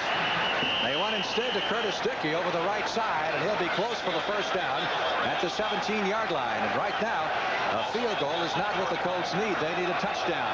Clock continues to roll with just over 2 minutes left in the third period. It is fourth down. They have less than a yard left for the first down. On that third down play, Frank, we needed that little play out in the flats that he threw to Dickey earlier. It was on the tight end side, and the linebacker was going to be covered by that tight end. It's going to take him out of position. They can get a nice, safe 4 or 5 yards. That's what they needed. A lot of these fans are on their feet right now, imploring the offense to keep the drive going. Fourth down and a yard from the 18-yard line. Cleveland Franklin is in the backfield. Pagel Going to try to run for the first down. Left something behind the football. And the Packers will take over at the 35. Hagel put it on the ground, as they say. And Mike Douglas, number 53, was there. He seemed to be unsure if he wanted to run or if he wanted to throw. There was nobody to throw the football to, and he took the wrong time to go to the side of Mike Douglas. Right here, McCoy was in the play and Douglas. Frank Lever with Joe Green at Memorial Stadium in Baltimore, Maryland. Big play by the Packer defense. Turns the ball over. Frank Kush a little frustrated right now by his offense's inability to put the ball in the end zone. Packers 1st and 10 at their 34-yard line. Look at this. A pass off the reverse. Lofton throwing to Jefferson, who is wide open. And out of bounds at the 24-yard line. The Packer reverse, which normally winds up with Lofton running the ball. This time he threw it, and not bad. This is a classic type of play you come up with when the offense does not get a score or does make a turnover like they did. When they're a little bit down mentally, you come up with a trick play, try to get the big play, and this is what they did. Lofton was once a quarterback, I think, and he throws the ball right to John Jefferson. I think he was a quarterback in high school. He was, absolutely. There's no one within 20 yards of him. The ball hung up there forever, but he still was able to make the completion. So the Packers with a first down at the Baltimore Colts 25-yard line have turned this thing around, and Del Rogers is shoved back after a pickup of a yard. I'll tell you one thing, this Colt defense isn't giving up. They're angry now. They are, man. You can tell it. Coach Cunningham was telling me yesterday that that's one bright spot about this ball club, that they do not give up, regardless of what's going on. They do not give up. And if any team is going to give up, what happened on that last series is the reason to give up. Colts, keep in mind, have just been unable to score. They have scored a touchdown in only one of their last 4 games in 3 quarters is what it amounts to right now, because we're down to 45 seconds left to play in quarter number 3. 2nd and 9 from the 24. Dickey will throw over the middle. Jefferson complete, close to the first down at the 14-yard line. John Jefferson, tackled by Kim Anderson, number 26. Right here, they're playing. They let him get inside when there's no one inside right there, and he just catches the football. There's no one to impede the progress of the receiver. One way that Jefferson helps this ball club, in addition to being a great pass receiver, and we talked to him about it yesterday, he's such a cheerleader on the field. He's so quiet off the field. You get on the field, and he turns into a real cheerleader. And he does it naturally. It's something that very few ball players have, and he has the ability to not only play a great football game, but to carry other football players with him, and that's what he does. The 3rd period has come to an end in Baltimore. At the end of 3 quarters on. Apparently he's had some problem with him fogging up in weather like this. We asked him about the goggles last night. He started wearing those in his first year in the league when he got poked in the eye, but not because he couldn't see well, but really as protection for being poked in the eye, and they felt so comfortable he just kept wearing them all the time. But today he has taken them off, no doubt because of the weather. He said he felt naked going at that with half. Yeah. Well, the Packers in excellent shape, leading this ball game 13-6, and have a first down at the 14-yard line of the Baltimore Colts. Jefferson breaks the huddle wide to the left side. Lofton is split out to the right. Very crucial drive here for Baltimore. If Green Bay goes in here, it's really going to be tough. Dickey having trouble getting his footing, pulling back. And Barry Krause, number 55, bolted through there to make the stop. Very good time to blitz right here. Dickey's trying to get away from it, but Dale Rogers, number 35, was slow getting in there to pick up Krause, number 55, from coming in. He makes the sack. A loss on the play of 6 yards. It is 2nd and 16 from the 20. What you're looking at from here is about a 37-yard field goal attempt by Stenerud. Now, a field goal actually would mean that the Colts would have to score at least twice to get back in this game, and that's been a tall, tough order for him. Dickey backs into the pocket to throw over the middle. Lofton at about the 10-yard line. Hard to go down, and we could have a face mask. Infraction there as Lofton gets up, and he is hot. Lofton feeling that someone took advantage of him and came up close to swinging. It was a face mask. So Jefferson holds his buddy off. Watch the tackle here. Watch for the face mask. Very good collision with Braceland, number 52. The face mask happened right before Braceland made the tackle. But the reason he caught that ball, they're in that double zone, and the weak spot in that zone is right down the middle. And Glasgow led him to the inside. There he is as he's going by. He's going to miss the tackle, so he reaches up and grabs the face mask. He's probably a little bit upset with him because he knows he wasn't supposed to let him inside. Face mask by the defense, and it's still second down. So that moves it down to the 5-yard line. It is second down. The Packers need just a yard for the first down, and of course 5 for the touchdown. Dickey has warmed up here in the second half as the snow is now stopped completely. He's 10 out of 16 for 153 yards. I haven't warmed up. You haven't, even with the long johns, huh? Haven't had time to put them on. Ivory and Ellis, the setbacks. It is Gary Ellis who gets the call over the left side, and he's down to around the 1-yard line. That will give them the first down. It'll be first and goal to go. That was the biggest surge that the Green Bay has had today from that offensive line. You could really see him take off. They just pushed the Baltimore Colts defensive line back about 4 yards. Those things sometimes happen when there's a little bit of disappointment in the defensive line or on that defensive team. First down, goal to go. 1-yard line.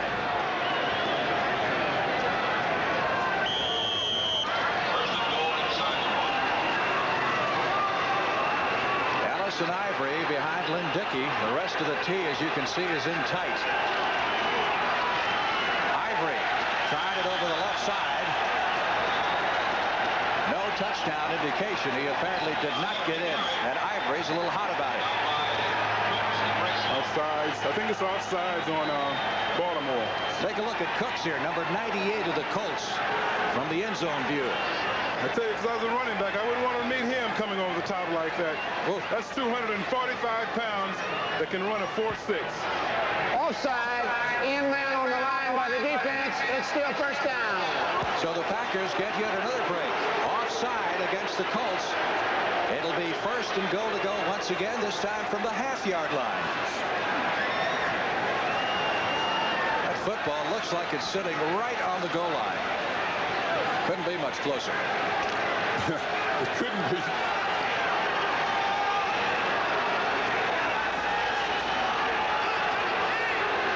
Dickey trying to guide the Packers in. Gives to Ellis. The Colts do not yield. It will be second and goal.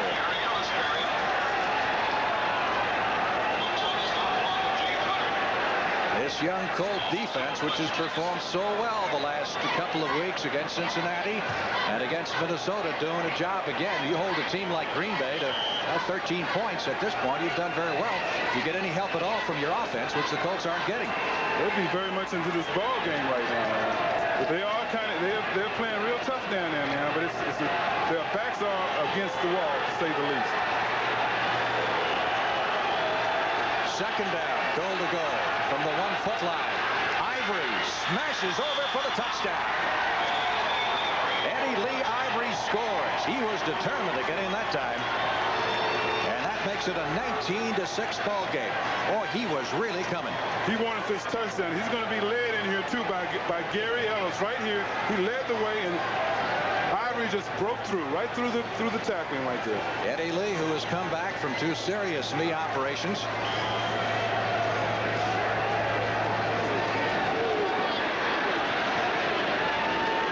Stenerud with the extra point try.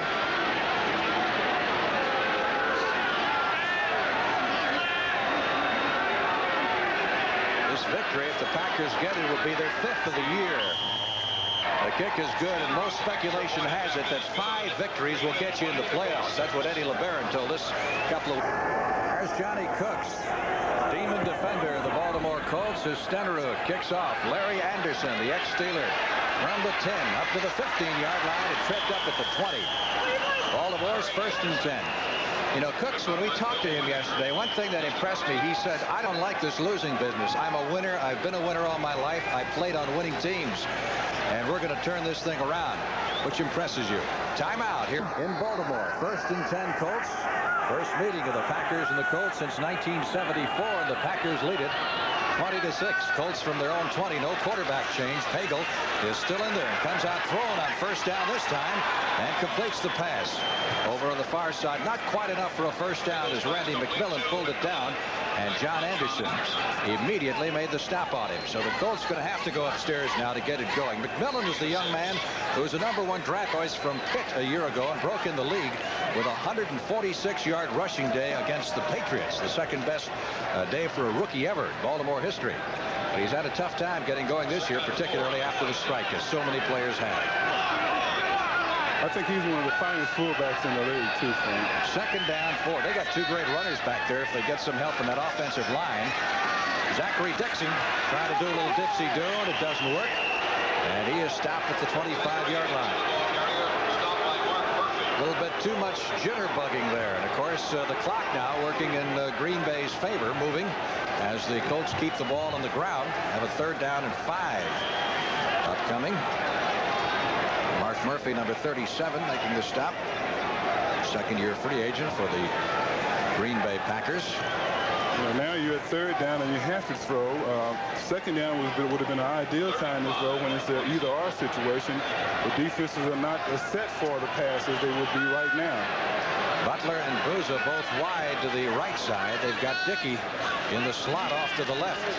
One running back, and that's McMillan, and Pagel running out of the pocket to the 30, up to the 35, and picks up the 1st down at the 39-yard line. Very mobile young man.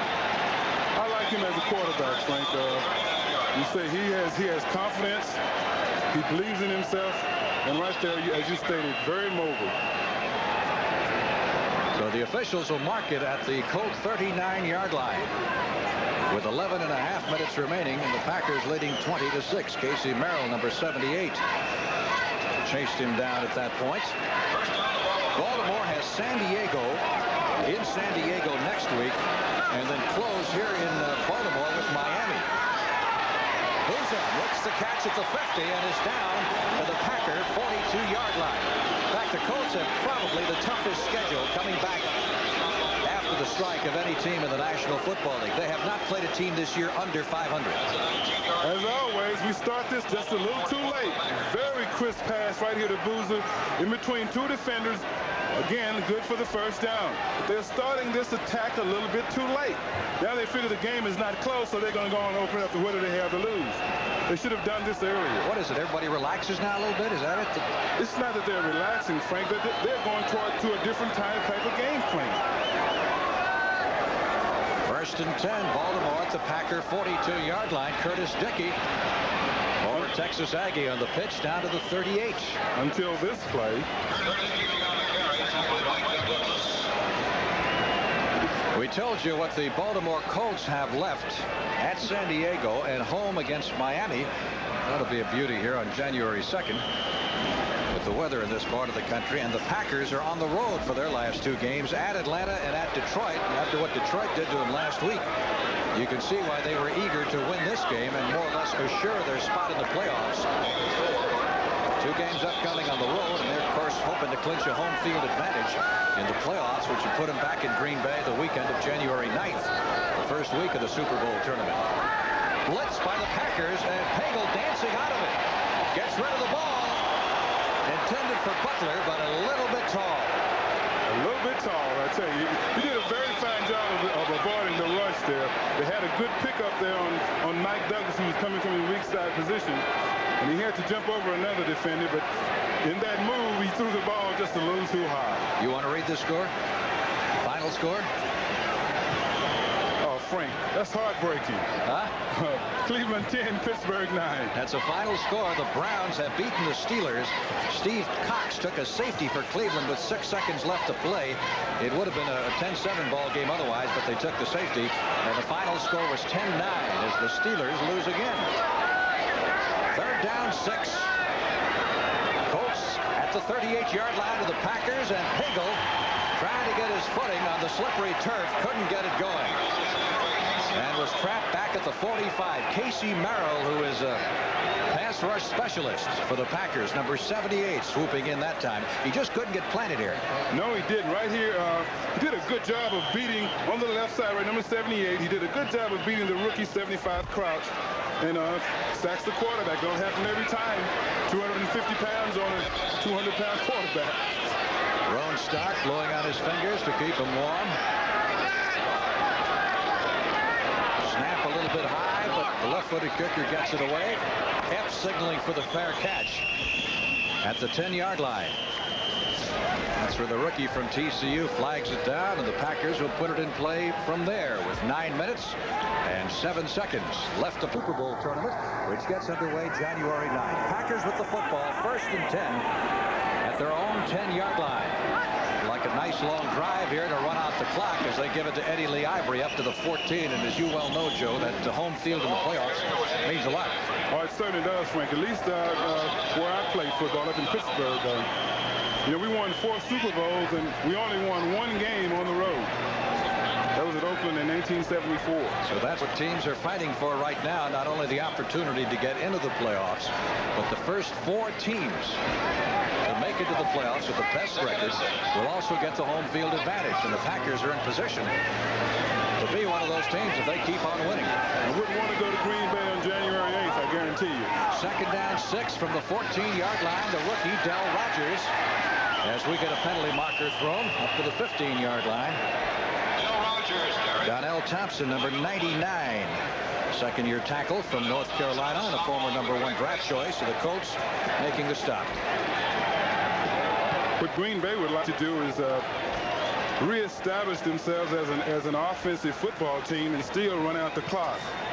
I would think that they would work on some things that have been problems to them of late. That is instilling some confidence in that offensive line, running some of those plays that they've been having problems with, and try to gain some momentum going into next week, which should translate into some momentum going into the playoffs. Holding during the run. Number 82 on the offense. Still 2nd down.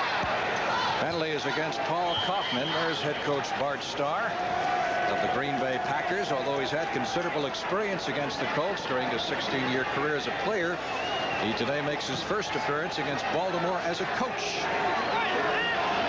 Last appearance in 74 of Green Bay and Baltimore. He started coaching the Packers in 75.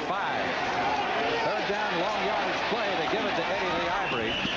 And Ivory is out across the 10-yard line to about the 12. Not nearly up for the first down. 3rd down upcoming. They need 8 for the first. Penalty, of course, on the play of the holding call. And the down was wiped out. Still a little bit of light snow falling here at Memorial Stadium, but the way it was coming down in the 2nd quarter, you'd have thought we'd never see a yard line marker again. It looks to be, to the naked eye, in pretty good shape. Although from the slipping and sliding, you know that isn't the case. Packers have a 3rd down 8. Rush on Dickey. And he is spilled back at the 3-yard line. So that sets up a punting situation. Okay, you're Cush now. You tell him, go get him, go get the punter. Well, you don't want to. Right here, this is what we call a jailbreak. Everybody gets through. It wasn't just one man. On the blitz right here, Dickey, all he could do was eat the football. Glasgow coming in, too, was leading the charge, number 25. All right, they've got 10 guys at the line of scrimmage. What do you think? Will they be coming, or will they play return? I think they want to put pressure on him. They want to get the punt, but they don't want to get that. They don't want to get that roughing the punter penalty. Anderson fielding the short punt at the 40-yard line and down at the 34. And markers are down all over the place. Some pretty good hitting down there. Cliff Lewis, number 56 of the Packers, came roaring down under that punt. Got a little bit eager there, Cliff. Because cost your team 15 yards, and they're going to get a lot closer to the goal line now. Well, this is what Larry does best right here. He didn't get a good run back right here. He stopped, and there you go, right there, a late hit. The late hit by Lewis. That'll be 15 yards tacked on the end of the run back and move the ball all the way to the Packer 19. Lewis came across, and that's Unnecessary roughness. Number 56 on the defense. First down. Somehow you feel, though, Joe, looking at the Colt offense, that this team could be handed the ball on the 1-yard line, and they figure out some way not to score. I mean, it hasn't come easy. No, Frank, it has not come easy. So here's a great opportunity. You know, they were down early. They had the fake field goal attempt. That didn't work. They were down a second time. They fumbled the ball, and Fagel just had it drop out of his hands. Now they have a first down at the Packer 19. Dickey down to about the 16-yard line. And, of course, the clock continues to roll. The Colts are 2 touchdowns down, and we're now under 7 minutes left to play in the game. I've had my say. If I say it again, it's going to become a little redundant, but my goodness. My goodness, what? Huh? I'll tell you, it's every time they get in that formation, you know, you do your scouting report, you know that's a run formation. It's a good time to do play-action pass. 2nd and 7. Hagel swings it out to Zachary Dixon, and Dixon is run out of bounds at the 12. So not much there, maybe 4 yards on the play. Johnny Gray coming up, number 24, to make the spot. Miller has been most of the Colts offense. The young field goal kicker picked up this week. One of the Colts was injured on that play, so we've got a timeout with 6 minutes and 22 seconds left to play in the game. And the injured player for the Baltimore Colts is John Sinnott, young offensive lineman who is being tended to right now. Another big evening on CBS tonight. Stay with us after the ball game. Starts with 60 minutes, followed by Archie Bunker's Place, Gloria, the Jeffersons, One Day at a Time, and Trafford John M.D. That's tonight on CBS. Which of those your favorite, Joe? I like Trafford John. Yeah, I watch him. Anytime I can get home, I watch them. And when I don't, the kids tape it for me. You watch soap operas during the week, do you, Joe? At the barber shop. 3rd down. Big play for the Baltimore Colts. They need a long 4 for the first down. They're at the Packer 13-yard line. They need a touchdown desperately. Fagel on the rollout. Bullet over the middle, and Boozer grabs it for a touchdown. Oh, how sweet it is. How long it isn't coming. You hear would be much louder if this were a warm day. They're just clapping their mittens together. Boozer running a classic turn-in pattern right here, right on the post.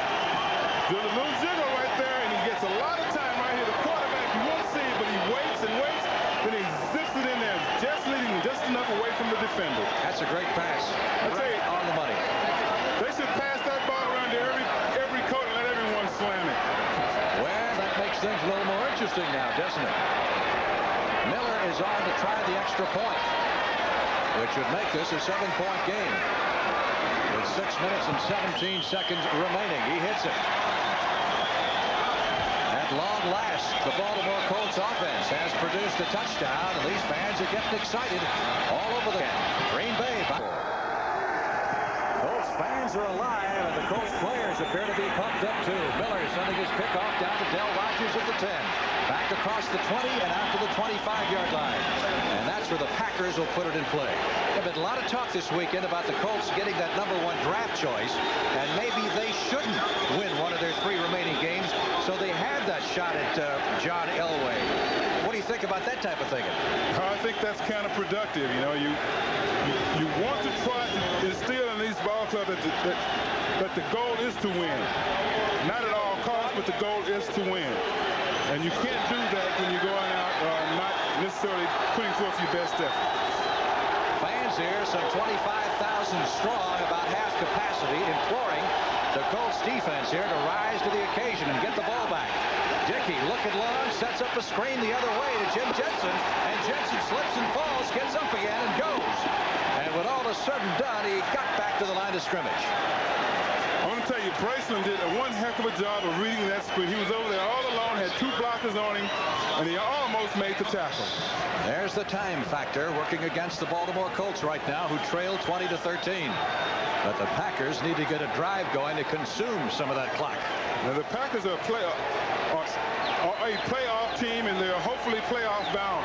To show the real character of this ball club, they need to go in and score this touchdown with no time left on the clock. They want to reassert their authority here and show the Colts who's boss. Dickey with a pretty productive afternoon considering the elements at all. No interceptions, sharp contrast to last week. Big rush, gets the pass away, but it's short of the mark. As the Colts came blowing further that time, and Dickey had to hurry his toss. Intended for Rodgers, and he couldn't get back to it again. Braceland, number 52. Well, Coach Carson, the defensive coordinator for the Colts, said that they wanted to blitz Dickey a little bit, and they wanted to fake some blitzes and try to confuse him. This time they came with the blitz, and it was successful for them. Starting to snow a little bit harder now. Third down. Packers need 10 for the first down from their 25. And the momentum appears to be shifting. This time they're going to fake it and pull out. It's like he might be calling an audible here. Floats it out for Lofton. Lofton down at the 50-yard line. He may have pushed off. We had a flag thrown where he caught the ball, and the Colts are demanding that the penalty be called against Lofton. It looked like he may have shoved off against the defensive. It's offense. He It did. is. It's against the Packers. That was their audible to the blitz. The short takeoff. Lofton pushing off on the defensive back. Offensive pass interference. So the down will remain at third. But the walk-off will move the ball back to the 15-yard line. Here's the call from the referee, Red Cashin. Pass interference. Number 80 on the offense. Still third down. You think he didn't get some help on that call there, Frank? He had the whole Colt bench jump up and down. That happened right in front of Frank Kush. 5 minutes left to play in the game. And a big third down for the Packers. Now they have a 3rd and 20. And things are getting interesting at Memorial Stadium in Baltimore, as the Packers suddenly have lost the momentum. Dickey over the middle, short of the intended receiver, Philip Epps, and the Packers will have to punt. So the young Colt defense has done it again with 4 rookie starters. The Colt defense has held the pack one more time and will turn it over to the offense. I'll tell you, that touchdown really gave them some life, Frank. They're playing defensively like they were playing in the first half. That's what Stakowitz has done so far. He's standing on the goal line. And once again, it looks like Baltimore will come out of this in excellent field position. They need a touchdown to tie. Larry Anderson is a very dangerous man running back those punts. Anderson standing on his own 45. That's what they're getting. They're getting the hold up. Good punt. Anderson has to go all the way back to the 37, up to the 40, to the 45. And he has stood up straight at the 46. So now, here comes the young Colts offense. And see if they can put the 7 points. Welcome back to Memorial Stadium in Baltimore. There's the quarterback comparison at this point. Dickey has had the better of it. The Packers have run the football a little bit better right now. But the score is in the Packers' favor, 20-13. But the Colts obviously have the momentum now at their own 45-yard line. And if they're going to lose this ball game, Frank, I think the coaches they're going to have to lose it throwing the ball from this point. That's the thing that's worked for them the best. So it would surprise us if they don't come out here with Pagel loosening up. You know, we thought about halftime maybe Cush would go and make the change, but he's stuck with Pagel here, and Pagel seems to be getting stronger now as the game goes along. It would appear that way. He doesn't seem to be shaken by what had been happening to him earlier in the game. But this is a test for the Green Bay defense. We talking with Mike Douglas last night, and he said this is the team that they're supposed to be, and they want to go out there and take it to them. Pagel rolling to his right, comes out throwing on first down. And the ball is trapped by Ray Butler over on the far sideline. It'll be 2nd and 10. Frank Cush, the head coach of the Baltimore Colts, on the right of your screen there. Colts today are sending in messengers with the plays. They don't normally do that. Bratkowski normally signals in the plays, but they thought since Zeke was with Green Bay and their signaling system is somewhat close to the Packers, that they'd make sure everything was on the up and up by just sending in messengers each time. Everything goes in this game, I guess. You don't think the Packers would try to steal a signal, would you? No. 2nd and 10. Pagel standing strong, pocket, delivers, and it is, well, did he catch it or not? Matt Buzza at the 39-yard line did pull it down for the first down. Again, Pagel's going to get some time here, but Buzza is going to get over the middle. It's a clear shot. He's got a clear throwing lane to throw the ball. There's no one getting in the way. But there should be somebody there to keep him from throwing the ball in there like that. Or he shouldn't be in there. But a good catch. We were blocked. Solly Buzza's back there, so we can only assume he came down with it. Colts have a first down at the 39 at Green Bay. Pagel had trouble getting away from center, throws it downfield, and it's almost completed anyway. Pagel that time had the ball bobbled straight up in the air as he tried to pull back from center. And coolly plucked it out of the air and rolled to his right and almost completed the pass. That would have been a heck of a play if he would have completed that one. That's Zeke Bratkowski, the former Packer, with the headset on. With the next play from the bench as Curtis Dickey and Zachary Dixon, the tailbacks, are being alternated with each play. Green Bay needs a big play here. And they have the defensive people to do it. They've been kind of lulled to sleep all day because of this Baltimore offense. If nothing else, the Colts are scaring them to death. 2nd and 10 from the Green Bay 39 with just under 4 minutes left. Pagel rolling to his right. Protection good. He's got all day. And finally spots a receiver open on the far side. That's McMillan. He goes out of bounds with a first down at the 22. Correction, that is Curtis Dickey, number 33. And the Colts are on the move with a first down at the Packer 22. Boy, he had all the time in the world to throw it. He did. He's trying to find the open man. It's taking a long time for this play to develop. He does what a good receiver will do, is try to find the open spot. And he got open there, and then he got additional yardage. The Packer defensive front line is a little bit winded now. They've been rushing the passer pretty good here. They're alternating area. Don't score again. You're really going to hear this place explode despite the fact there are only 25,000 fans here. Zachary Dixon taking the short toss and run out of bounds near the 20. Now this is the area that the Colts have had problems in all afternoon. When they get inside the Packers 25-yard line, they managed to score just the one time on the touchdown pass to Buzza a few moments ago. I think Coach Cush is throwing that little pad away that he was carrying around with him. He's turned to a different page, Frank. It's a throwing page is what it is, because they've been sticking with the pass here in the last few moments of the ball game. 2nd down, 8. Ball is at the 19-yard line of the Green Bay Packers. The Colts need a touchdown to tie, and we could be looking at the possibility of overtime. McMillan to the 18-yard line. So that sets up a 3rd down and a long 6, maybe 7 needed for the first down at the 18, and the clock continues to move on. I think staying on the ground is not bad in that situation, but it's how you stay on the ground. A draw play would have been probably a good call at that point in time. They've thrown the ball every down in this drive here, so a draw play right then might have been a good play, staying on the ground. 3rd down, let's call it 6 for the first down. Colts at the Packer 18.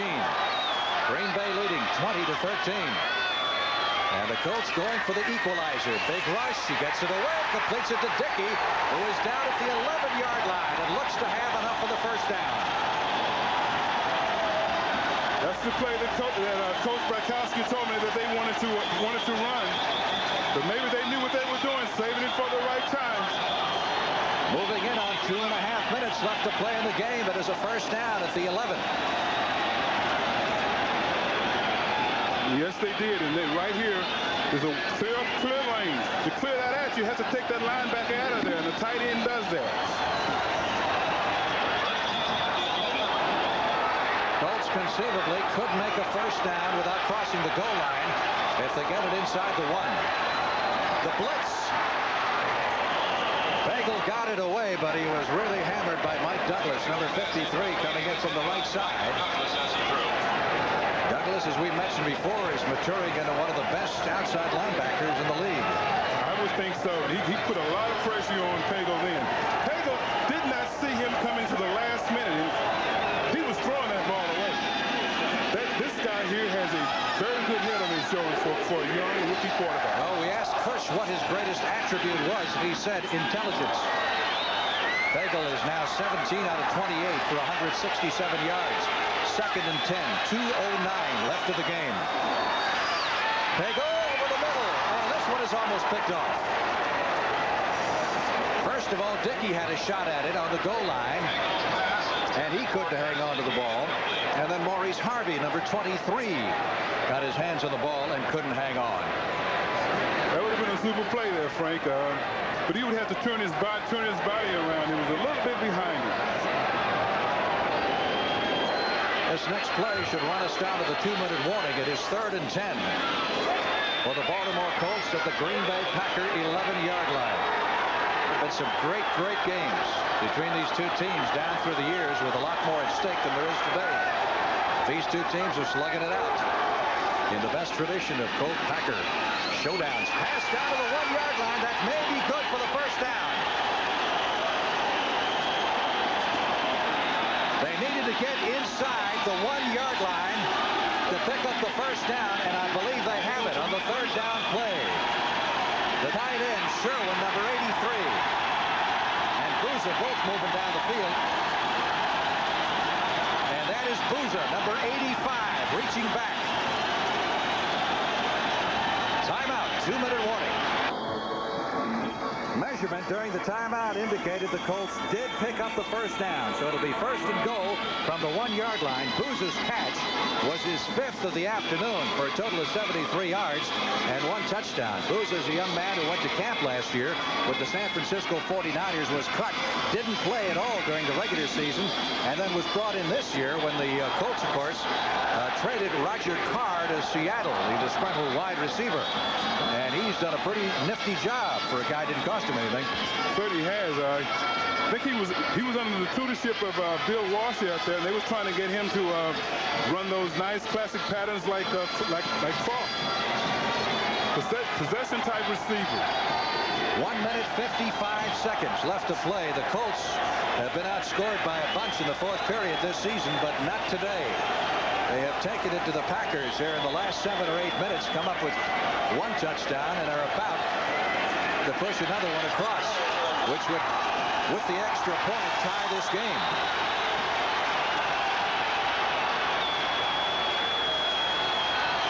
First and goal from the 1-yard line. They give it to Franklin, and he doesn't get it over. Pretty good crunch. That's how much they need. As Pagel signals to Zeke Bartkowski. Cumbie made a real good hit on it. He got underneath the blockers and just stopped Franklin right in his tracks. McMillan comes in with the next play. 2nd and goal. The ball at about the 1-foot mark. Dickey 33, McMillan 32. The setbacks. Nope. Whoa, look at this. McMillan spins off the tackle and scores. He ran into a stone wall at the line of scrimmage and spun off the tackle and scored.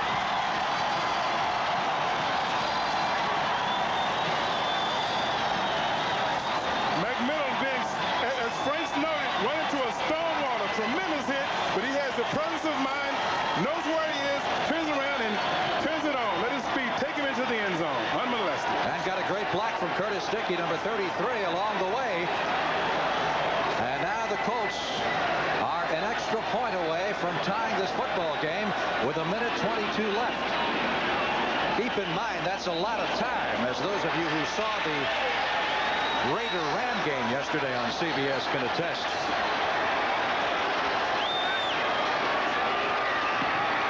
Miller rams it through, and we're tied at 20.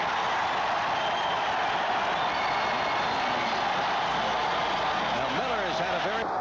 Miller will kick off. Coach Starr said he was concerned about this ball club. They were making steady improvement, and he was worried how his team would respond to them, particularly coming off that disaster they had last week. Baltimore trying to win one. For the first time this year, they're the only team without a win in the National Football League, and they've got all the momentum going right now. Del Rogers fields the kickoff at the 10, 20, 25, and hurdles up to the 27 or 28-yard line. So the Packers have 1:17 seconds to try to score and prevent this game from going into overtime. And the pressure is going to rest on the offensive line, because the coach is going to come at them. They're going to come at them with blitzes.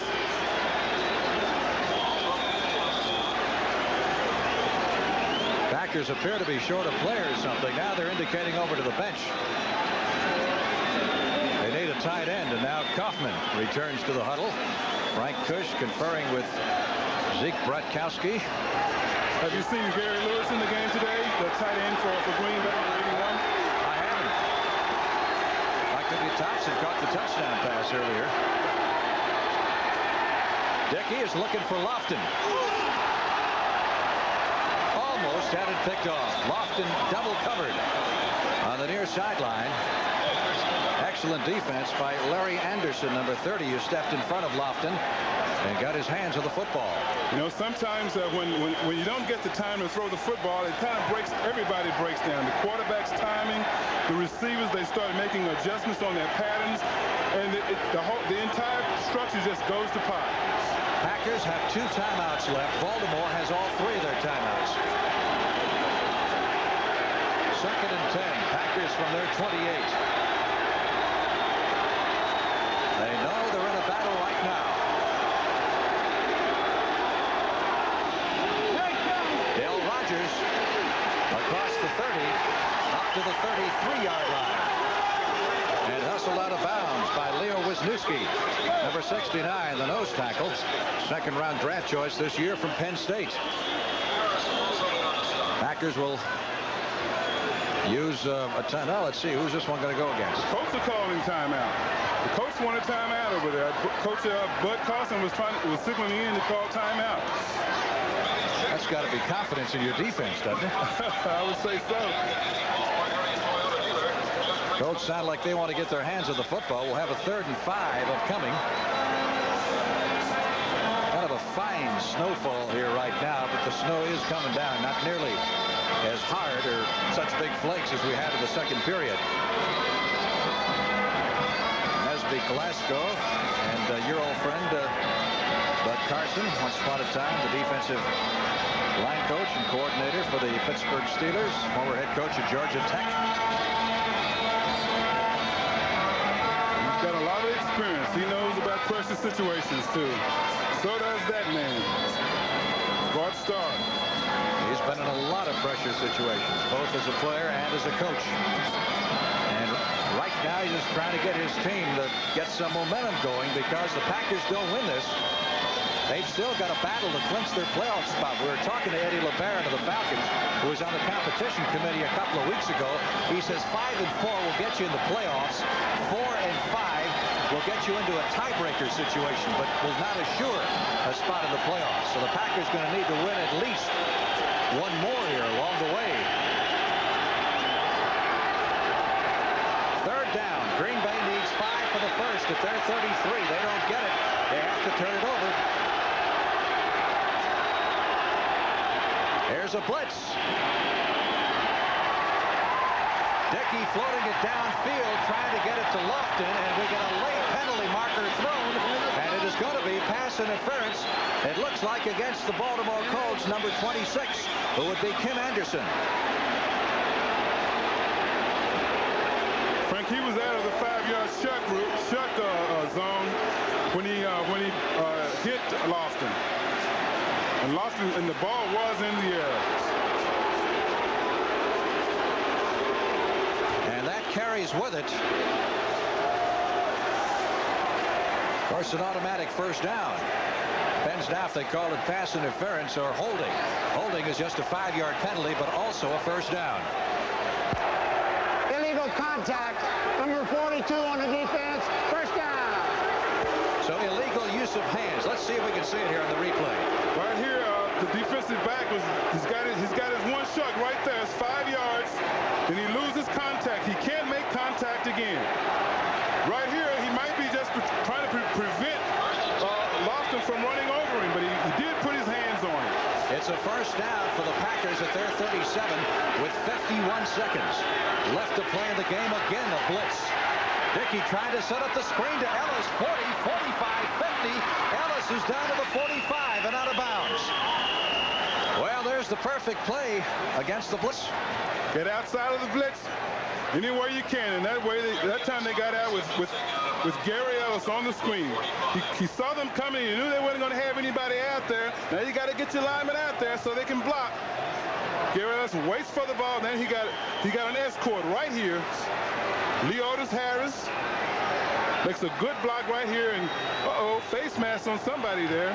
Didn't call it though. First down, Packers at the Colts 45, 42 seconds left. Green Bay has 2 timeouts left. Field goal could win it. Dickey over the middle to Jefferson, who can't hold it.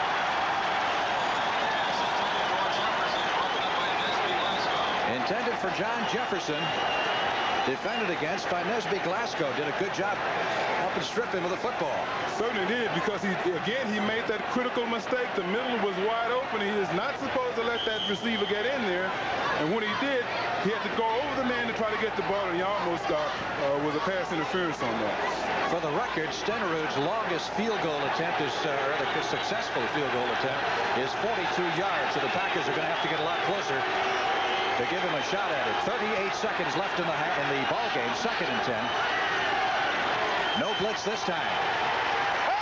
Dickey gets the pass away, and again good defense. Ellis, the intended receiver, he claims he was interfered with, but Greg Braceland, number 52, got that right arm in there and batted the pass away, and it'll be 3rd and 10. Darnell Thompson put a strong rush on Dickey. Dickey got hit as he threw the football, and he got hit pretty good. 10 with 34 seconds left in the game. Dickey now 12 out of 23 for 170 yards. Packers got to be concerned about getting a first down here. Keep this drive going. They're too far out to attempt a field goal.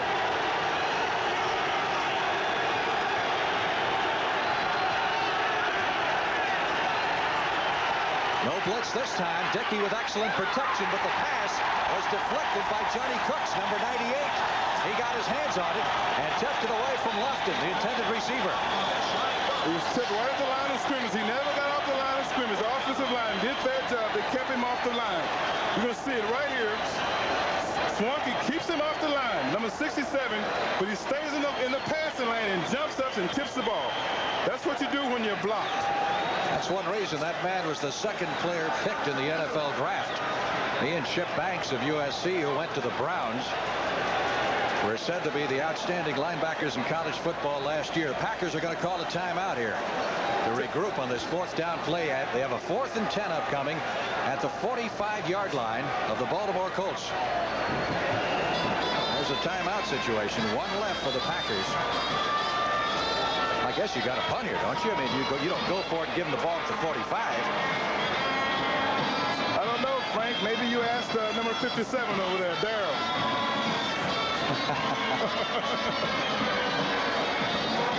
Go forth. Snow showers continue to fall here in Baltimore. Darkness has descended upon Memorial Stadium. It is really chilly. Game time temperature was 36 degrees. It has gotten progressively colder, and it started snowing early in the first period. Let up a bit at halftime and in the 3rd quarter, and it's picked up again here in the last 20 minutes or so. Very plus territory, Frank, here. And, well, they made the decision right here. They're going to punt the ball. Only now does the Green Bay punting unit come on the field. So the Packers, in essence, saying we'll have to settle for overtime. I think right here is a perfect spot to try one of those trick plays. Because I think you have to go for it right now. You are in plus territory. And they have a long way to go to get on the scoreboard, too. Ray Stackowitz standing back at the 40-yard line. 29 seconds left in regulation. Score tied at 20. Can Stackowitz pass? I don't think so. I guess he can. Fair catch. Larry Anderson at about the 13-yard line. So the Packers will rely on their defense to hold the Colts and send this thing.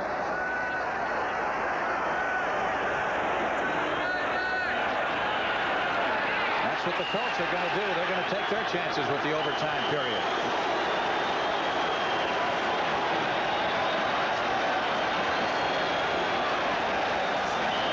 So the Colts are letting the clock run out. The Packers making no attempt to stop it. What happens here now is you have a 3-minute intermission, and then you will go to one sudden death 15-minute overtime period. If the teams are still tied at the end of that first quarter of overtime, that's it.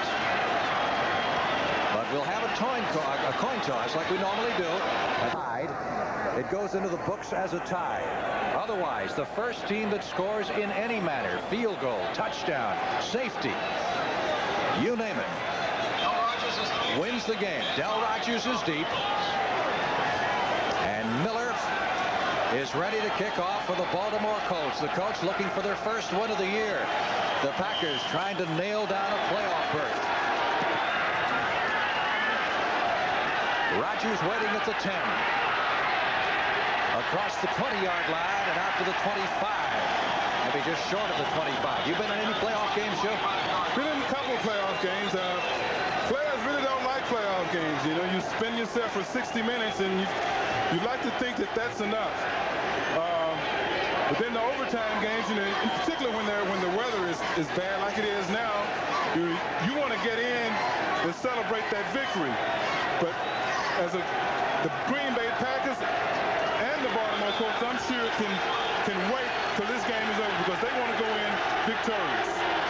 First and 10, Packers at the 25-yard line. You get down to the final 2 minutes of this period, and it becomes like the final 2 minutes of the half of the game, even though it's just one quarter. Dickey passes tipped and intercepted. Picked off by the Baltimore Colts at the 43-yard line. Looked like Anderson.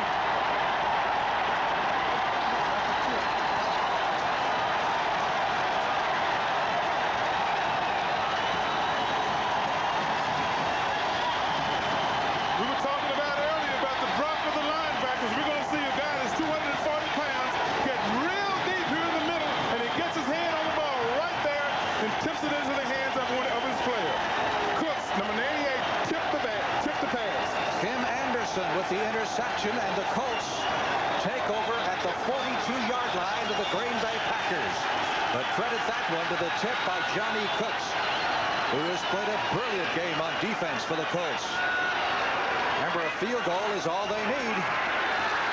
Dickey over the right side to the 38-yard line. And Frank, as you mentioned earlier, they got a rookie kicker in this game. This is his first game with the Colts. He's had a big game today, but if they get in position, can you imagine the pressure that's going to be on him? Dan Miller, who had kicked earlier this year with the Redskins, released in training camp, picked up by the Patriots, kicked 2 out of 3 for them, but was released when John Smith got healthy and signed this week by Frank Kush to replace Mike Woods, and he may have a chance to win this one. He's already kicked 2. Second and 6 from the 38-yard line of the Green Bay Packers. McMillan looking for some running room. Randy McMillan, who came up with the tying touchdown on that play where he just was blocked up the middle and then spun off a tackle and peeled around left end for the score. This game is of the utmost importance to the Green Bay Packers because, as you stated earlier, Frank, they have some tough opponents in front of them. They have Detroit on the road and they have Atlanta on the road, and Atlanta is in the playoff picture. They need this game. They've got to get a little closer. Right now, Miller would be kicking from better than 50 yards away. 3rd down and 5. Hagel over the middle, completes it to Dickey for the first down at the 27-yard line. Now, at this point, that would make it a 44-yard field goal attempt. Should they kick it from right here? He gets a good look. He's plenty of time to throw the football, and he's waiting for Dickey to come over the middle. Right here, a nice safe pass. Dickey hauls it in and gets the first down. Big catch by Curtis Dickey, the former #1 draft pick out of Texas A&M. And the Colts are calling timeout. Miller making sure those shoelaces are tied. 1st and 10. Colts with the football at the Packer 27. Timeout. We'll be back in a moment. 10. Colts for the 1st and 10 at the Packer 27-yard line. Just under 2 minutes deep in the overtime period. Cleveland Franklin taking the handoff from Pagel, and there is nothing there as he tries the left side. George Cumby, the right inside linebacker for the Packers, number 52, stacked him up. Again, they need to get it a little bit closer, ideally, for this young man, Dan Miller. Looking at where the Colts are on the field right now, they'd have to kick a 44-yard field goal to win this game. They're at the 27-yard line of the Packers. They have a 2nd and 10.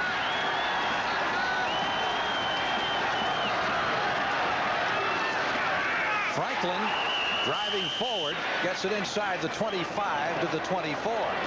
So now they've shortened it to a 41-yard field goal attempt for Miller with 3rd down coming up. They'd like to get it another 5 or 7 yards closer. Well, you don't put the ball in the air until you have to. That's the philosophy. Well, you know they're not going to throw it here. Well, they need to get a little closer. They do. I mean, Frank, throwing the football isn't the worst thing in the world that can happen to you. 3rd down. 8 needed for the 1st down. At the 24. McMillan takes it down to the 21, and here comes the field goal unit.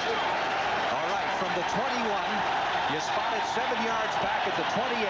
That makes it a 38-yard field goal attempt for Miller. He is 2 for 2 on the afternoon and attempting to become a hero in his first game in a Baltimore Colt uniform.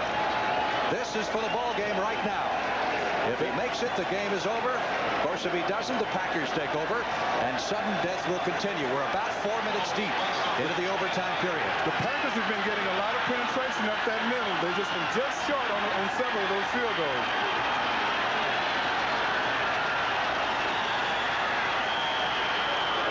The 30-second clock has just run out, and that will cost the Colts 5 yards. No one kept track of the clock. They should have called timeout, because now he's going to have to boot it from 5 yards further back.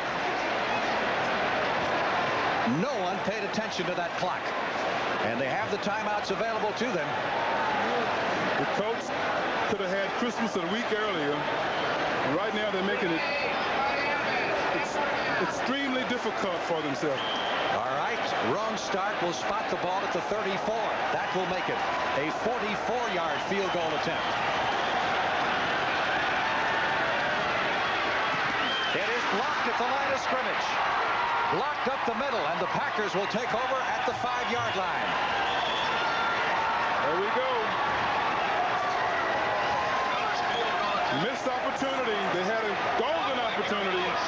They didn't take advantage of it. Right here, they get the Packers getting an awful lot of penetration up the middle, and Gary Lewis gets a lot of height up there and blocks the field goal. You know, Lewis, number 81, who is a tight end from UTA, has now blocked a kick in each of the last 4 games for the Green Bay Packers, either an extra point try or a field goal attempt, and that may have been his biggest block of all, because that could have been the ball game. Gary Lewis credited with the block for the Green Bay Packers, and the Packers now will take over inside their own 10-yard line with 10 minutes and 54 seconds left. The clock obviously changed the impetus of the ball, so the Packers will take over at their 6-yard line.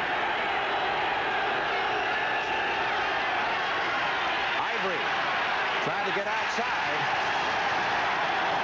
Couldn't get free of Derek Hatchett, number 42.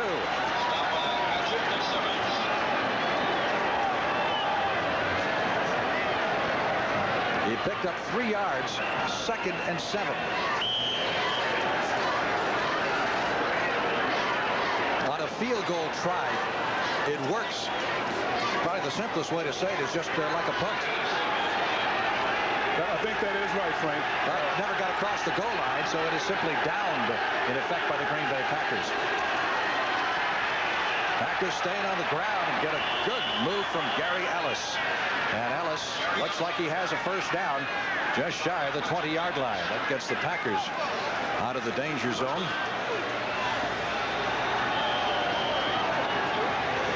And it is a first down, and moreover quiets this crowd down a little bit. Only 25,000 actually in attendance, which is less than half of the capacity here at Memorial Stadium. But they're making noise like 60,000. Well, they have something to cheer about today. But I tell you, the Packers, they did what they had to do on that, because that could have been the ball game.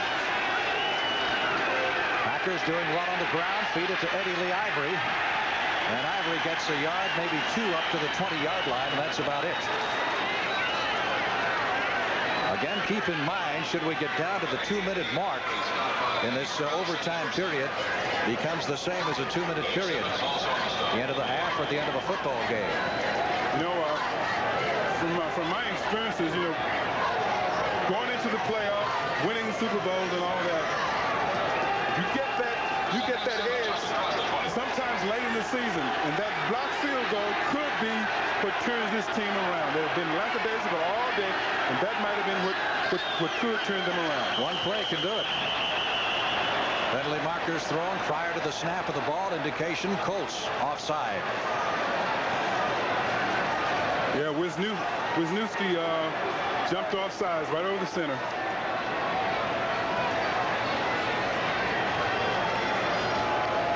So Red Cash and the referee will walk off 5 yards, move it out to the 25-yard line.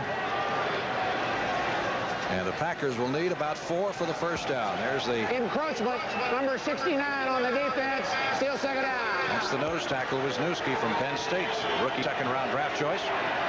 This is a good Packer football team, but they were kind of sleepwalking last week, and it's continued this week. And that block field goal could be the play that's going to wake them up. Well, obviously, in the last quarter there, they didn't have the killer instinct when they got the Colts down 20-6. They should have pounced on him and put it away, but they didn't. Lofton has the first down at the 30-yard line and is ripped out of bounds. Kim Anderson, number 26, on the stop. Is the young man who intercepted the tip pass by Cooks and gave the Colts an opportunity to win this football game. Now, Lofton does have that world-class speed there, and that was a little short, quick out there. If he throw another one over there and try to get that defensive back to play him a little bit tighter, he might be able to go past him. Lofton wide to the right side. Anderson picks up on him. Jefferson is split to the left, and Derek Hatchett staying close on him. And again, we get a whistle prior to the snap of the ball. This time it's simply a case of wanting a dry football. 1st and 10 for the Packers at their 30. In case you joined us late, we are in sudden death overtime. Packers had a 20-6 lead early in the 4th quarter, and then the Colts came back with 2 touchdowns to tie it with a minute left to play in the game. Lynn Dickey under pressure is torn down back at the 24-yard line. That appears to be a screen pass that never developed. Was Wisniewski coming up the middle, the nose tackle. See number 69 Leo Harris take off, and they just let him go too far. They let him get too much penetration. He did not hold him enough. Goforth did not hold Wisniewski long enough to let that screen pass develop. 2nd down, 16. Packers at their 24-yard line, 8.5 minutes left in the 15-minute overtime period. Dickey trying to pick up a first, goes long for Lofton. Lofton trying to field the ball, and there's a pass interference call against the Colts at the Baltimore 40-yard line. was against Derek Hatchett, number 42, who they got earlier. That's Interference. Number 42 on the defense. First down. That was all he could do. You're going to see the ball laid at that perfectly, and Lofton had a step on him, and all Hatchett could do was to try to get across him and knock the ball down, but he had to put a hand on him just in case he missed it to prevent the touchdown. So a big pass interference call against the Baltimore Colts puts the Packers in business with a first down at the Colt 42-yard line. Jefferson left, Lofton right. Colts giving the Packers the blitz look. And they got it. Ivory. Big Donnell Thompson. Nothing there as they stop him at the line of scrimmage. Again, there's nothing wrong with your picture. That's just the snow coming down in Baltimore. Snow on your television is for real. It's been that way on and off most of the afternoon. Loss of a yard in the play by Ivory. It's 2nd and 11. As the Colts brain trust talks it over. Bratkowski along with Frank Kush. You got Johnny Cooks up playing left in and right in again. Yeah, Cooks coming on the pass rush. Good defensive play by Donnell Thompson, number 99. He saw that coming all the way. He read it perfectly. I tell you, that's what a defensive lineman likes to do. Be able to read those keys extremely quick, as he did right there. It was a quick pass, and he got right after it. I think he might have had coverage because he had a linebacker coming inside.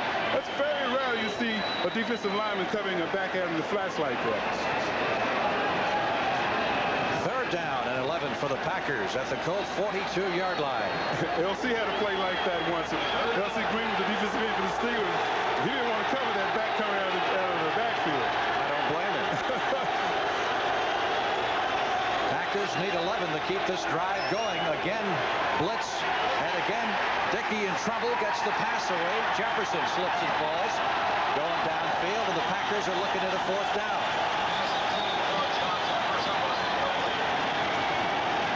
You know you see the blitz coming, but you got to get rid of the ball a little bit quicker than this. You're not going to have time to get a 20-yard pattern going. Right there, he slips. The ball was behind him. Dickey was under tremendous pressure, and he had to get rid of the football. Stakowicz comes in to do the punting. 7 minutes and 22 seconds left in the overtime period. Bouza is deep along with Larry Anderson for the Baltimore Colts.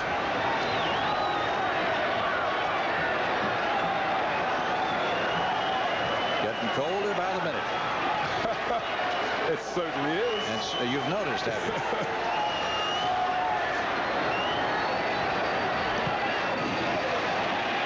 Little number goes out of bounds at the 22-yard line.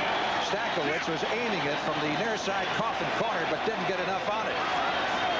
And hooked it out of bounds at the 22. And that's for the game-tying touchdown. They threw the ball a great deal, and they didn't come out running the ball on first down. First down from the 22. Come out on first down throwing. And that one is almost picked off by Johnny Gray. Intended for Ray Butler. Right in front of the Colt bench. You know, you begin to wonder now about the conditioning factor in this ball game. And you know, playing for Cush, you got to be in shape, because even on Monday after the game, first thing he does have the guys come out and run 4 miles.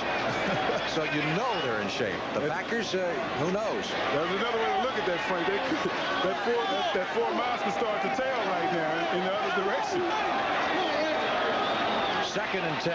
Hagel trying to avoid the rush. And is pinned back at the 8-yard line by Ezra Johnson, number 90. Great defensive move by the Packer defensive end. And the Packers now putting the Colts in poor field position. Back in his rookie year, Ezra Johnson, number 90, sacked the quarterback 20 and a half times his rookie year. And that is a tremendous feat. I was looking at Ken Huff, the offensive guard of the Colts. You know, we were talking to Huff yesterday. He's one of the few veterans left on this Baltimore team. All of his friends have been traded or released. And he feels, with all the newcomers on this team, that he feels he's been traded, as he's playing with a whole new team. 3rd down, 22 needed for the first down for the Colts.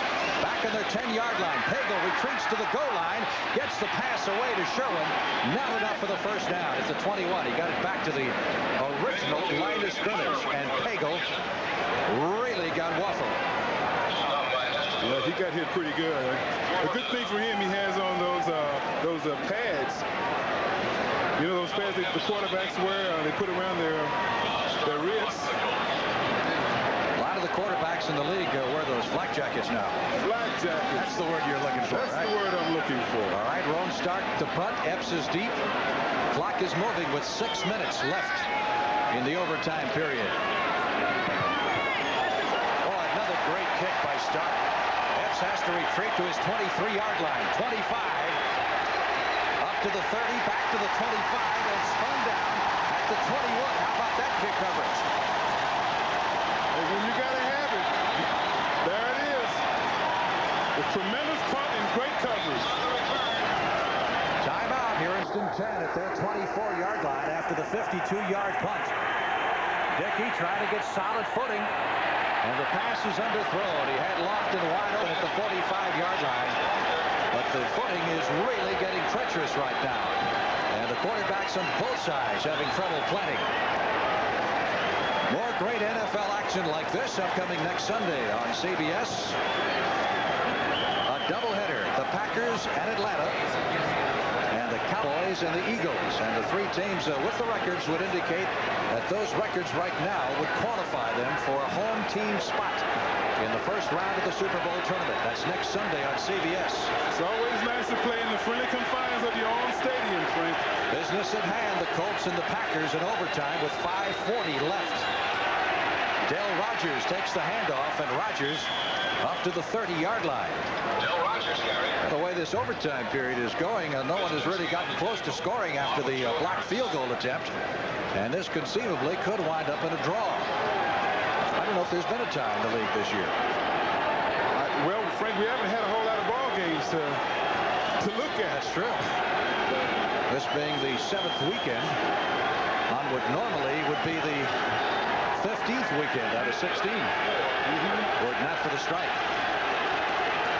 Packers have a 3rd and 4 from their 30-yard line. They need the first down to keep the drive going. Dickey, wide open. Jefferson, 45, 50, and down to the 45. John Jefferson comes up with the big play, minus goggles. He did get open. He did get open. When you need the big play, guys like Jefferson can make it. You see all those moves he put on Glasgow? He put so many moves he fell down. That's why he was open over the middle. Just notice behind the Baltimore Colt bench that David Hum has begun to warm up for the Colts. The 8-year veteran out of the University of Nebraska. 1st and 10. Packers at the Colts 45-yard line. So Hum conceivably could be coming in. That's Jim Jensen, who has just come into the game. Fresh bodies. If we spoke of a few minutes ago, the length of this game might begin to tell on the conditioning. A 9-yard pickup for Jensen, the one-time Dallas Cowboy running back, who was a number 2 draft pick. And there's David Hum, who joined this club in December of last year, was with the team 1 week and had to start against the Dallas Cowboys after Burt Jones was hurt. If the Packers have their way, Hum will not get in the ball game today. Right now, the Packers seem to be rolling again. They're at the 36-yard line of the Baltimore Colts. They have a 2nd down and 1. And Jensen, driving hard, picks up the first at the 30. However, there is a penalty marker thrown to the far side. Flags are down. One of those coat backers got a little bit too anxious, and he jumped early.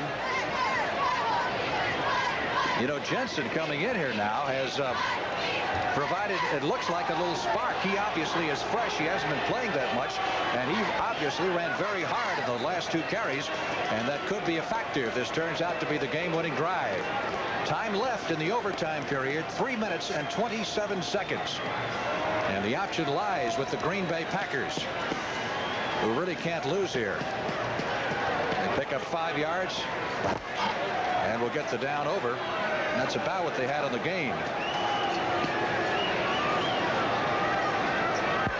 Offside, number 55 on the defense. First down. So either way, the Packers would have had the first down. That's the way the two quarterbacks have produced. Pagel, after a very slow start, really got it going, particularly in the last quarter when the Colts opened up. But the Packers driving now for what could be the game winner. 1st and 10 at the Baltimore 30-yard line. Jensen stacked up at the line of scrimmage. Went to the well one time too often with that play. Nose tackle Leo Wisniewski making the stop. Loss of a yard in the play.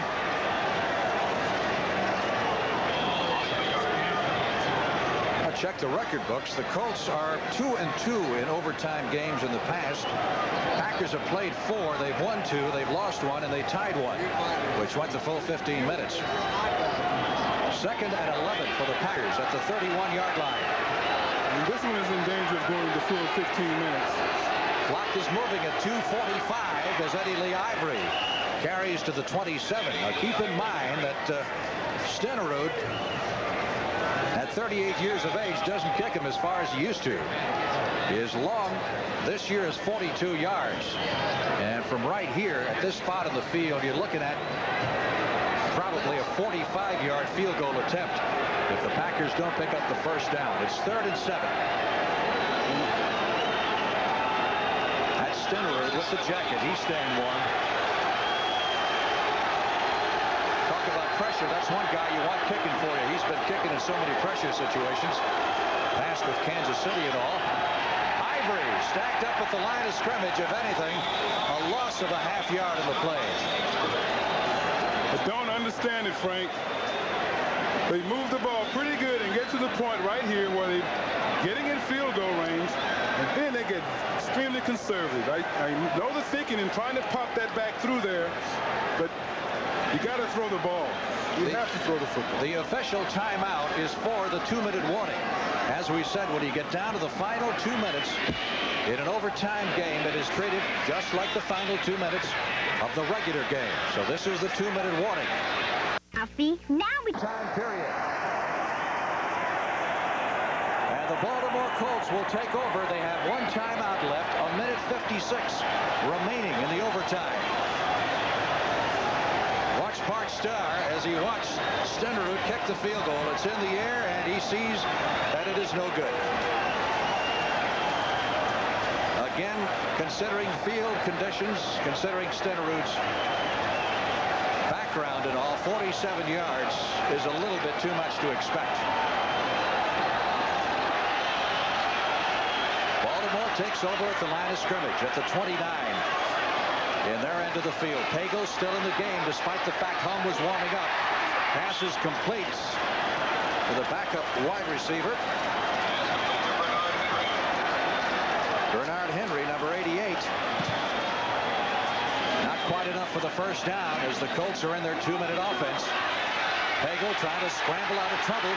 Delivers the football downfield, and Henry went for the spectacular John Jefferson diving catch at the Packer 40 and almost pulled it in. Pagel did an outstanding job of eluding the rush and getting rid of that football. 1:32 left in the overtime period. It will go into the books as a tie if neither team scores in that 1:32. Third down. Colts need 4 for the first down at their 35. Pagel, quick throw. Flipped it behind Ray Butler, the intended receiver. Mark Lee was there defending. And out comes the Colts punting team. And the Packers will get one last shot at it. Pagel perhaps complaining that he was roughed on that last play. Well, he's been roughed all day. There are going to be a few people on this field going to have a tough time getting out of bed tomorrow morning. I would say so, Frank. I might have a tough time walking out of here. My feet are going to sleep. It's cold. Roan Stark to do the punting. Epps is deep, and again driving. Epps deep inside the 10. Bobbles it at the 7. Finally got control. at that point, it was too late because Ricky Jones, number 51, was all over him. So the Packers, with 1:19 left, will start inside their 10-yard line. I tell you, they found a punter in that Stark, if nothing else. He's going to be around a while. He's proven the coaching staff right in drafting him so high. As you stated earlier, he was the highest punter since Rick Slavin from New Orleans. 1:19 left in the overtime period. The officials mark it at the 9. Packers with 2 timeouts left. So what do you do from here? Do you try to get on the score, move the ball from here, or do you chance to turn over and lose the football game? I believe you throw it. I don't believe you settle for a tie, but Dickey, good protection back at the goal line, hits Jefferson for the first down at the 22. Clock continues to move. The Packers have 2 timeouts left. Let's see if they use one here. They haven't yet. Now they do.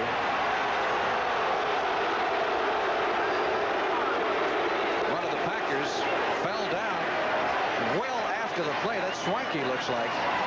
And he went down. How does it go for it? I think it's Swanky. It's kind of a delayed thing. He went down about the time they called the timeout. Timeout. Packers are down to their last timeout now. They have a first down at their own 22-yard line with 59 seconds left in the overtime period. Score tied at 20. Dickey over the middle, intended for Epps.